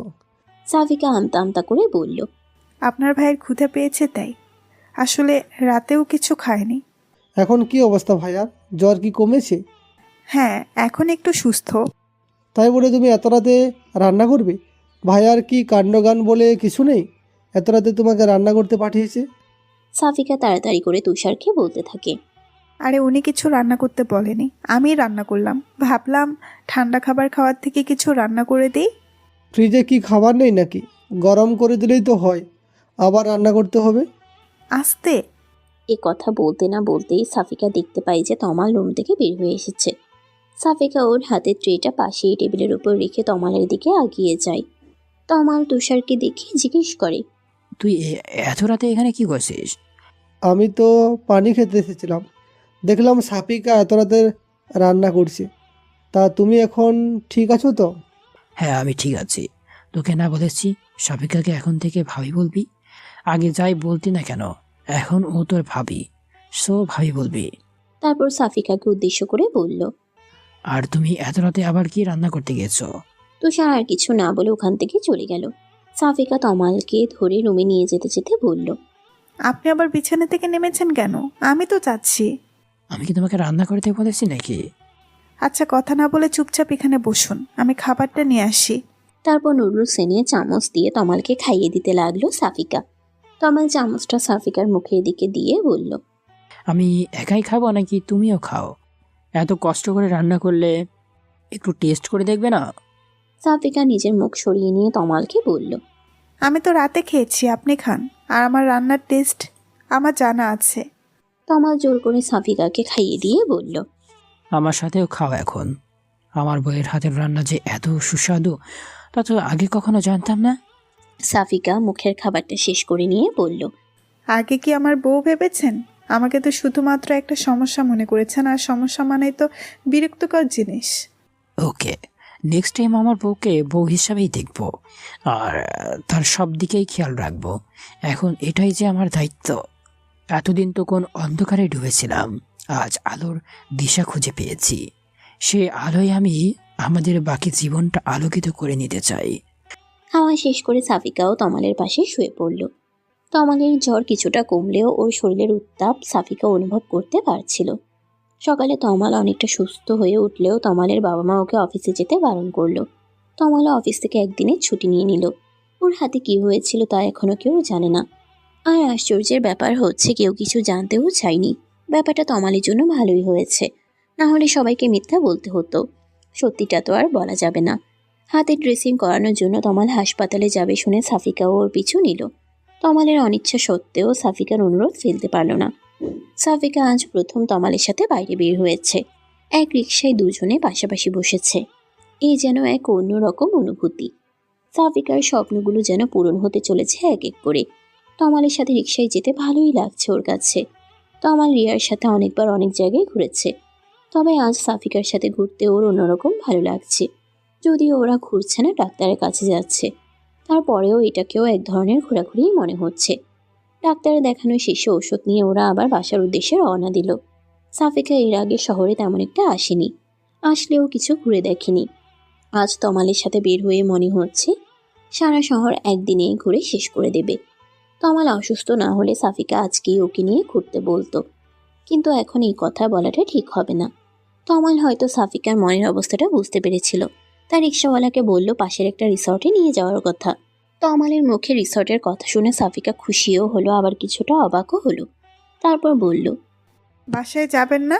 এখন আবার রিসোর্ট কেন? আপনি না অসুস্থ? তুমি এত কথা বলো কেন? আমি কি অনেক অসুস্থ নাকি? হাতে একটু লেগেছে আর কি। আচ্ছা, আপনার হাতটা কাটলো কিভাবে? তমাল যেন এই ভয়টাই পাচ্ছিল এখন সাফিকাকে কি উত্তর দিবে। তারপর অনেক ভেবেচিন্তে বলল, আমার অফিসের টেবিলটা ভেঙে গিয়েছে, ওইটার কাছের টুকরো হাতে লেগেছিল, তাই আর কি। আপনার হাতে কি করে লাগলো? কিভাবে আবার? আমার হাতটা ওইখানে ছিল। আচ্ছা চলো, আমরা চলে এসেছি রিসোর্টে। তারপর দুজনে অনেক মজা করলো। দুপুরের কিছুটা পরে বাসে ফিরতেই তমালের মা তমালের দিকে এগিয়ে এসে বলল, দেখি বাবা, তুই ঠিক আছিস তো? ডাক্তার দেখাতে এত সময় লাগে? কোথায় ছিলি তোরা? তমাল ওর মাকে শান্ত করে বলল, মা, তুমি একটু বেশি চিন্তা করছো। আমি তো ঠিক আছি। আমি সাফিকাকে একটু ঘুরিয়ে নিয়ে আসলাম, সারাদিন বাসার মধ্যে বন্দি থাকে। ওর মা অনুশোচনার সুরে বলতে লাগলো, ঘরে বন্দি তো আমিও থাকি, কই আমার কথা তো কেউ কখনো এভাবে চিন্তা করে না। আর বউ আসতে না আসতেই বন্দি হয়ে গেল। মা, তুমি বিষয়টা অন্যভাবে কেন নিচ্ছ? সাফিকা গ্রাম থেকে এসেছে, এমন পরিবেশে থেকে অভ্যস্ত নয়। আর তাছাড়া ওর উপর দিয়ে যা ধকল যাচ্ছে তোমার বোঝা উচিত। তুমি ওকে একটু সাপোর্ট করবে তা না, তুমি ওর উপর আরো প্রেশার ক্রিয়েট করছো। তুমি কেন ওকে আপন করে নিতে পারছো না? সাফিকা তমালের হাত ধরে ওকে শান্ত করানোর চেষ্টা করলো। আপনি চাচিকে এসব কি বলছেন? চুপ থাকুন। চাচি আমাকে অনেক ভালোবাসে, আপনি শুধু শুধু ভুল বুঝছেন। তমালের মা সাফিকাকে উদ্দেশ্য করে বলল, আমার ছেলেটাকেও হাত করে নিয়েছিস, আর স্বামীটাকেও অনেক আগেই হাত করে রেখেছিস। আমাকে হাত করার এত সহজ নয়। বলে উনি ওখান থেকে চলে গেলেন। তমাল নিজের মাকে বোঝানোই ব্যর্থ হয়ে সাফিকার সাথে রুমে চলে গেল। সাফিকার মনটা খারাপ হয়ে গেল। ওর জন্য ওর চাচি তমালকে ভুল বুঝছে, আর তমালেরও ওর মায়ের সাথে সম্পর্কটা নষ্ট হয়ে যাচ্ছে। এভাবে চলতে দেওয়া যায় না। সানিয়া আজ ফোন করে জানালো যে সাফিকার বিয়ে হয়ে গেছে শুনে রিমন নাকি আবার বিদেশে চলে গেছে। কথাটা শুনে সাফিকা যেন খুশিতে লাফিয়ে উঠল। তমাল অনেকদিন পর সাফিকাকে এত খুশি দেখে জিজ্ঞেস করলো, কি ব্যাপার, আজ এত খুশি? সাফিকা খুশিতে তমালকে জড়িয়ে ধরে বলল, ওই রিমন ইডিয়েটটা আমার বিয়ের কথা শুনে আবার বিদেশ চলে গেছে। আমার কি যে আনন্দ লাগছে। আমি আমার বাড়ি যেতে পারবো, আনন্দে ঘুরে বেড়াবো, ভাবতেই ভালো লাগছে। তমাল সাফিকার কাঁধে হাত রেখে বলল, আমাকেও নেবে নাকি একাই পাড়ি জমাবে? তমালের কথা শুনে সাফিকা যেন মেঘ না চাইতেই জল পেয়ে গেল। খুশির পরিমাণ দ্বিগুণ করে বলল, আপনি যাবেন আমার সাথে? তুমি নিলে তো যেতেই পারি। আগে ছিল দাদু বাড়ি, এখন তো শ্বশুর বাড়ি। যেতে তো হবে, তবে কিছুদিন ওয়েট করতে হবে। পারবে তো? খুব পারবো। তারপর সাফিকা দিন গুনতে শুরু করলো যে কবে বাড়ি যাবে। সাফিকার অপেক্ষার প্রহর শেষ হয়েছে। কয়েক মাস পর ও নিজের গ্রামে ফিরবে। তমালের অফিসে কিছুদিনের ছুটি হয়েছে পূজার, আর এই ছুটিটাকেও কাজে লাগাতে চায়। সাফিকা কাল থেকে ব্যাগ গোছানো শুরু করেছে। আর সকাল থেকে বারবার শুধু ঘড়ি দেখছে যে কখন বের হবে। তামালের মায়ের মনটা কিছুটা খারাপ। উনি ভেবেছিলেন যে তমাল হয়তো সাফিকাকে মেনে নিতে পারবে না, কিন্তু এখন দুজনকে একসাথে দেখে কিছুটা মন খারাপ হলেও নিজের ছেলের হাসি মুখ দেখে সব ভুলে গেছেন। উনি তো এটাই চেয়েছিলেন যে তমাল খুশি থাকুক। সাফিকার সাথেই যদি তমাল খুশি থাকে তাতে ক্ষতি কি? সাফিকা ভেবেছিল যে তমালের মা গোমরা মুখে ওদের বিদায় দিবে, কিন্তু বের হওয়ার একটু আগে তমালের মা সাফিকাকে ডেকে পাঠালো। তারপর সাফিকার হাত দুটি ধরে বলতে লাগলো, সাফিকা, তুই আমাকে ক্ষমা করে দিস। নিজের চাচি হয়েও তোকে অনেক কষ্ট দিয়েছি, কিন্তু তুই আমার কত খেয়াল রেখেছিস। আমার পরিবারের জন্য তোর মতো মেয়েই ঠিক। আর সংসার পরিবার সব সুন্দর করে গুছিয়ে ফেলেছিস সেই কয়েকদিনে। আমি আসলে তমালের বিষণ্ণতাকে মেনে নিতে পারছিলাম না। আমি ওর জন্যই তোকে দেখতে পারতাম না। আমি বুঝতে পারিনি যে একটা ভালো বউ হলে ভালোবাসা দিয়ে সে সব কিছু জয় করে নিতে পারে। এখন আমার তুষারের জন্য এমন লক্ষ্যে একটা মেয়ে পেলেই হবে। এটুকু বলতে উনি কান্না করে দিলেন। সাফিকা ওর শাশুড়ির হাতে হাত রেখে বলতে লাগলো, চাচি, আপনার জায়গায় অন্য কেউ হলে হয়তো একই কাজ করতো। সব মায়েরাই চায় যে তাদের সন্তান সুখে থাকুক, আপনিও তাই চেয়েছিলেন। এতে দোষের কিছু নেই। আর আমি কষ্ট পেয়েছি ঠিক, তবে আপনি তো আমার উপর কোনো অত্যাচার করেননি। আর এই কয়দিনে জমিয়ে রাখা কথাগুলো না হয় আমরা সারা জীবন ধরে চালিয়ে যাব। এখনো চাচি মা বলবি না? আমরা তো এখন দুটো মেয়ে, তুই আর তুই। আর এই গয়নাগুলো রাখ, এগুলো তমালের বইয়ের জন্য গড়িয়ে রেখেছিলাম, এতদিন দেইনি। তবে আজ সময় এসেছে এগুলো তার প্রকৃত হাকদারের কাছে পৌঁছানোর। সাফিকা ওর শাশুড়ির হাত থেকে গয়নাগুলো নিতে নিতে বলল, এগুলো কি দরকার ছিল? আপনাদের ভালোবাসাই আমার কাছে যথেষ্ট। একটা মেয়ের কাছে তার পরিবারের ভালোবাসার চাইতে বড় আর কি হতে পারে মা?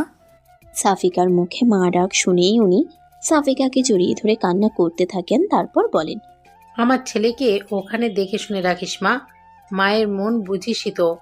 আপনারাও চলেন, অনেক দিন চান না, ভালো লাগবে সবাই একসাথে গেলে। তমালের মা মিষ্টি একটা হাসি দিয়ে বললেন, বিয়ের পর তমাল প্রথম শ্বশুরবাড়ি যাচ্ছে, সেখানে আমরা সবাই কি করে যাই? এইবার তোরা ঘুরে আয়, এরপর আমরা সবাই একসাথে যাব। সাফিকা ভীষণ খুশি যে ওর চাচি আবার ওকে আগের মতো ভালোবাসা শুরু করে দিয়েছে। তরি এতক্ষণ দরজার কাছে দাঁড়িয়ে সবটা শুনছিল। এবার এসে নিজের মায়ের গলা জড়িয়ে ধরে বলতে লাগলো, আমার মা দেখছি বৌমাকে পেয়ে নিজের মেয়েকে এবার ভুলে যাবে। সাফিকা আপু, সরি ভাবি, তুমি তো দেখছি জাদু জানো। কয়েকদিনেই আমাদের পরিবারের রং পাল্টিয়ে দিয়েছ। তমালের মা নিজের মেয়ের নাক ধরে বলতে লাগলেন, ওর থেকে তোর শিখতে হবে কি করে সংসার করতে হয়। তরি নিজের নাক থেকে মায়ের হাত সরিয়ে দিয়ে বলল, মা, তোমার এই বাচ্চা মেয়েটাকে আগে বড় হতে দাও, তারপর না হয় সংসার করা শিখিও। আর কত বড় হতে চাস? তুষারের জন্য একটা টুকটুকে বউ এনেই তোর বিদায়ের ব্যবস্থা করব, তাহলেই আমি নিশ্চিত। তারপর তরি সাফিকাকে উদ্দেশ্য করে বলল, ভাইয়া তোমাকে ডাকছে, কি যেন খুঁজে পাচ্ছে না।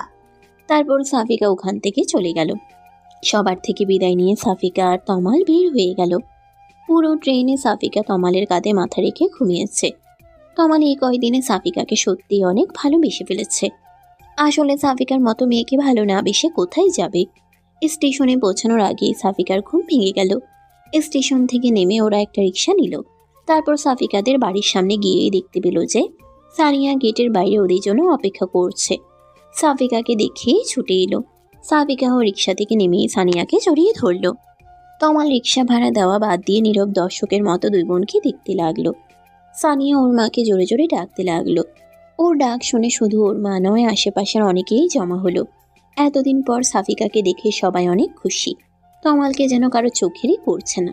তমাল রিক্সা ভাড়া মিটিয়ে ব্যাগগুলো নিতে যাবে, তখন সাফিকার বাবা এসে একটা ছেলেকে ইশারা করতেই ব্যাগ নিয়ে বাড়ির ভিতরে চলে গেল। সাফিকার বাবা সবাইকে উদ্দেশ্য করে বলল, এই যে আমার শফিকের বর, তোমরা তো পাগল হয়ে গেছিলে ওকে দেখার জন্য, এইবার দেখো। সাফিকার বাবার কথা শুনে সানিয়া আর সাফিকা সহ সবাই ওইদিকে তাকালো। সাফিকার পাশের বাড়ির এক চাচি বলে উঠল, এই তো আমাদেরই ছেলে, একে আর নতুন করে দেখার কি আছে। তারপর আস্তে আস্তে সাফিকাদের বাড়ির সামনে থেকে ভিড় কমতে লাগলো। সাফিকা অনেকদিন পর নিজের রুম পেয়ে ভীষণ খুশি। ফ্রেশ হয়েই বিছানায় শুয়ে পড়ল। তমাল ফ্রেশ হয়ে বাথরুম থেকে বের হয়ে দেখে যে সাফিকা শুয়ে আছে। তমাল বিছানায় বসে বলল, নিজের বাড়ি এসে আমাকে দেখছি ভুলেই গেছো, আমার কথা কি মনে আছে? তমালের কথা শুনে সাফিকা বিছানা থেকে উঠে পড়ল। এতক্ষণ তমালের কথা ওর আসলে মনেই ছিল না। এবার তমালের দিকে তাকিয়ে বলল, আপনাকে কি করে ভুলতে পারি বলুন? এরকম জলজান্ত একজন মানুষ সামনে থাকতে তাকে ভুলে যাব? তমাল সাফিকার দিকে এগিয়ে যেতে যেতে বলল, আমার তো তাই মনে হচ্ছে। আপনার মনে হলেই হলো। আমাদের গ্রামে এসেছেন, আজ আমি আপনাকে সারা গ্রাম ঘুরে দেখাবো। আজকে তুমি ক্লান্ত হয়ে যাওনি? আর এমনভাবে বলছো যেন এই গ্রামে আমি প্রথম আসলাম। নিজের বাড়িতে আসতে কেউ ক্লান্ত হয়? আমার তো এখনই ছুটে যেতে ইচ্ছে করছে। যাবেন? নিজের গ্রাম হলেও আপনি এখনো আর কিছুই চেনেননি মনে হয় না। তা অবশ্য ঠিক। আর এখন যাবে? মাত্র আসলাম। তমাল এই কথা বলতেই সানিয়া ওদের রুমে ঢুকে পড়ল। সাফিকা আর তমাল পাশাপাশি শুয়ে আছে দেখে সানিয়া মুখ ঘুরিয়ে নিয়ে বলল, সরি, আমি নক না করেই রুমে ঢুকে পড়েছি। আসলে মা ডাকছে খাওয়ার জন্য। তমাল আর সাফিকা উঠে বসল। তারপর তমাল বলল, মুখ ঘোরাতে হবে না, ভিতরে এসে বসো। সানিয়া চলে যেতে যেতে বলল, এখন বসবো না, তাড়াতাড়ি আসুন। ক্ষুধা লাগেনি আপনাদের? খাওয়া দাওয়ার পর সাফিকা সানিয়ার সাথে গ্রাম দেখতে বেরিয়ে পড়ল। তমাল অনেক ক্লান্ত ছিল তাই শুয়ে পড়ল। সন্ধ্যা হয়ে গেছে তবুও সাফিকাদের ফেরার নাম নেই। তাই তমাল ওদের খুঁজতে বেরিয়ে পড়ল। কিন্তু ও গ্রামের তেমন কিছু চিনে না, কোথায় বা ওদের খুঁজবে। সানিয়া আর সাফিকা বাড়ি ফিরে আসলেও যে ওদের খুঁজতে বেরিয়েছে সেই তমালের আর খোঁজ নেই। ফোনটাও রেখে গিয়েছে। সন্ধ্যা কেটে রাত হয়ে যাচ্ছে তবুও তমালের ফেরার নাম নেই। সাফিকা ভীষণ চিন্তায় পড়ে গেল। এদিকে তমালের মা ফোন দিচ্ছে বারবার। সাফিকা কি বলবে বুঝতে পারছে না। সবাই খুব চিন্তা করছে সাফিকার বাবা লোক পাঠিয়েছে তমালকে খোঁজার জন্য, নিজেও খুঁজতে বেরিয়েছে। রাত কিছুটা গভীর হয়ে গেছে। সাফিকার কান্নাগুলোকে চেপে রেখে তমালের ফেরার অপেক্ষায় আছে। এমন সময় সাফিকার বাবা তমালকে নিয়ে আসলো। তমালের মাথায় কেউ একজন লাঠি দিয়ে আঘাত করেছে পেছন থেকে। সে একজন আর কেউ নয়, চেয়ারম্যানের ছেলে রিমন। তার মানে ও বিদেশে যায়নি, সবাইকে মিথ্যে বলেছিল যেন সাফিকা গ্রামে আসে। তমালকে আরো মারত, কিন্তু ভাগ্যক্রমে সেখানে সাফিকার এক চাচা সেখানে পৌঁছে যায় আর তাকে দেখে রিমনরা চলে যায়। কারণ ওর চাচার সাথে আরো কিছু লোকজন ছিল। ওনারা একটা কাজ থেকে ফিরছিলেন। তারপর ওনারাই তমালকে ডাক্তারের কাছে নিয়ে গিয়েছিল। তমালের ব্যান্ডেজ করা শেষ হলেই ওনারা সাফিকার বাবাকে খবর দেয় আর বাড়ি নিয়ে আসে। তারপর তমালের মাথায় ব্যান্ডেজ দেখেই সাফিকা ছুটে যায় ওর কাছে। তারপর কান্না করতে করতে বলে, আপনি একা কেন বের হয়েছিলেন? কালকেই আমরা ফিরে যাব, আর আপনাকে এখানে আসতে দিব না। তমাল রুমে গিয়ে সাফিকাকে শান্ত করে বলল, আরে কিছুই হয়নি, আমি ঠিক আছি এখন। তুমি চিন্তা করবে বলে তোমাকে জানাতে বারণ করেছিলাম। হাসপাতালে গিয়ে কান্নাকাটি শুরু করতে, আর ওই রিমনের ভয়ে তোমাকে ফিরে যেতে হবে না। আমি পুলিশে খবর দিয়েছি, ওরা ওর ব্যবস্থা করবে। আমরা যে কয়দিন আছি ও আর আমাদের বিরক্ত করতে পারবে না। আর বাসায় এই কথা জানানোর প্রয়োজন নেই, মা অযথা চিন্তা করবে। সাফিকা তমালের মাথাটা ঘুরে ফিরে দেখছিল। তমাল একটানে সাফিকাকে নিজের বুকে টেনে নিয়ে বলল, তুমি পাশে থাকলে এসব ছোটখাটো আঘাতে আমার কিছুই হবে না। তুমি তো আছোই সেবা করার জন্য। বইয়ের সেবা পেলে আমি সুস্থ হয়ে যাব। সাফিকা তমালকে আরো শক্ত করে জড়িয়ে ধরে বলল, আর কখনো এমনটা করবেন না। নিজের খেয়াল রাখতে পারেন না? আপনার কিছু হয়ে গেলে আমার কি হবে? মাকে কি জবাব দিতাম? আচ্ছা, এখন তো আমি ঠিক আছি নাকি? এবার কান্না থামাও আর একটু হাসো। এই অবস্থায় কেউ হাসতে পারে? তুমি হাসো। তারপর সাফিকা ওর মনে থাকা সব সংখ্যাগুলো তমালকে জানায়। তমালকে না পাওয়ায় ও কিসের কিসের ভয় পাচ্ছিল, সেগুলো শুনে তমাল হাসতে থাকে। পরদিন দুপুরের মধ্যেই তমালের মা বাবা তরি তুষার সবাই এসে হাজির হয়। তমালের মা তমালকে জড়িয়ে ধরে কান্না করতে থাকে। তমাল মানা করলেও সাফিকার বাবা ওর বাবাকে সবটা জানিয়ে দিয়েছে। সাফিকা ভয় ছিল যে তমালের মা হয়তো ওকে আবার কথা শোনাবে, কিন্তু তার কিছুই হলো না। বরং তিনি সাফিকাকে জানালো যে এখানে আর ওকে আসতে দিবে না। আবার যদি কোনো বিপদ হয় সাফিকা বা তমাল কাউকে আর এখানে বেশি আসতে দিবে না। সাফিকার পরিবারই ওখানে গিয়ে ওদেরকে দেখে আসবে, এক জায়গায় দেখা হলেই চলবে। তমাল সবাইকে বোঝানোর চেষ্টা করলো যে রিমন আর ওদের বিরক্ত করবে না, কিন্তু ওর কথা কেউ মানতে নারাজ। তমালের মা পরদিনই ওদের সবাইকে নিয়ে ফিরে গেল। সাফিকা তমালের কথা চিন্তা করে আর থাকতে চাইল না। ও চায় না যে ওর জন্য তমালের আর কোনো ক্ষতি হোক। সাফিকা আজও মনে করে যে রিমনি খোঁজ নিয়ে ওর বিয়ে ভেঙেছিল। তমালে হয়তো সত্যিটা কখনো ওকে জানাবে না। আসলে সব সত্যি সবাই না জানলেও হয়তো চলে, কিছু সত্যি না জানাই ভালো। 3 বছর পর আজ তুষারের বিয়ে। পারিবারিকভাবেই ওর বিয়েটা হচ্ছে। সাফিকা ওর 1.5 বছরের বাচ্চাটাকে তমালের মায়ের কাছে দিয়ে বলল, মা, আপনার নাতনির দায়িত্ব কিছুক্ষণের জন্য আপনাকেই দিয়ে দিলাম। আমি কিন্তু তুষার ভাইয়ের বিয়েতে বরযাত্রী যাব। তমালের মা নিজের নাতনিকে কোলে নিতে নিতে বললেন, আমার নাতি তো আমার কাছেই থাকে সারাদিন, আজ আবার নতুন কি? তুমি কিছু সময় কেন, পুরো দিন থাকলেও আমার নাতি তোমাকে খুঁজবে না। এখনকার বাচ্চাদের কি আর মা লাগে নাকি? চিন্তা করো না। কিন্তু তখনই তমাল এসে নিজের মেয়েটাকে মায়ের কোল থেকে নিয়ে সাফিকার কোলে দিয়ে বলল, মেয়ে রেখে গিয়ে সবাইকে এটা বোঝাতে চাও নাকি যে তুমি এখনো সিঙ্গেল? আমার মেয়েটাকে কোল থেকে একটু নামাবে না? মেয়ে না থাকলে তোমাকে দেখে বোঝার উপায় আছে যে তুমি বিবাহিত, আবার তোমার এক মেয়েও আছে। বলেই তমাল সাফিকাকে টেনে নিয়ে গেল। সাফিকা করুণ চোখে ওর শাশুড়ির দিকে তাকাতেই ওর শাশুড়ি মিটিমিটে হাসতে লাগলো। ওদের যাওয়া দেখতে লাগলো আর ভাবতে লাগলো যে তুষারের বউটাও যেন সাফিকার মতোই হয়। ওনার পরিবারের সুখগুলো যেন সারা জীবন এভাবেই বজায় থাকে। সমাপ্ত।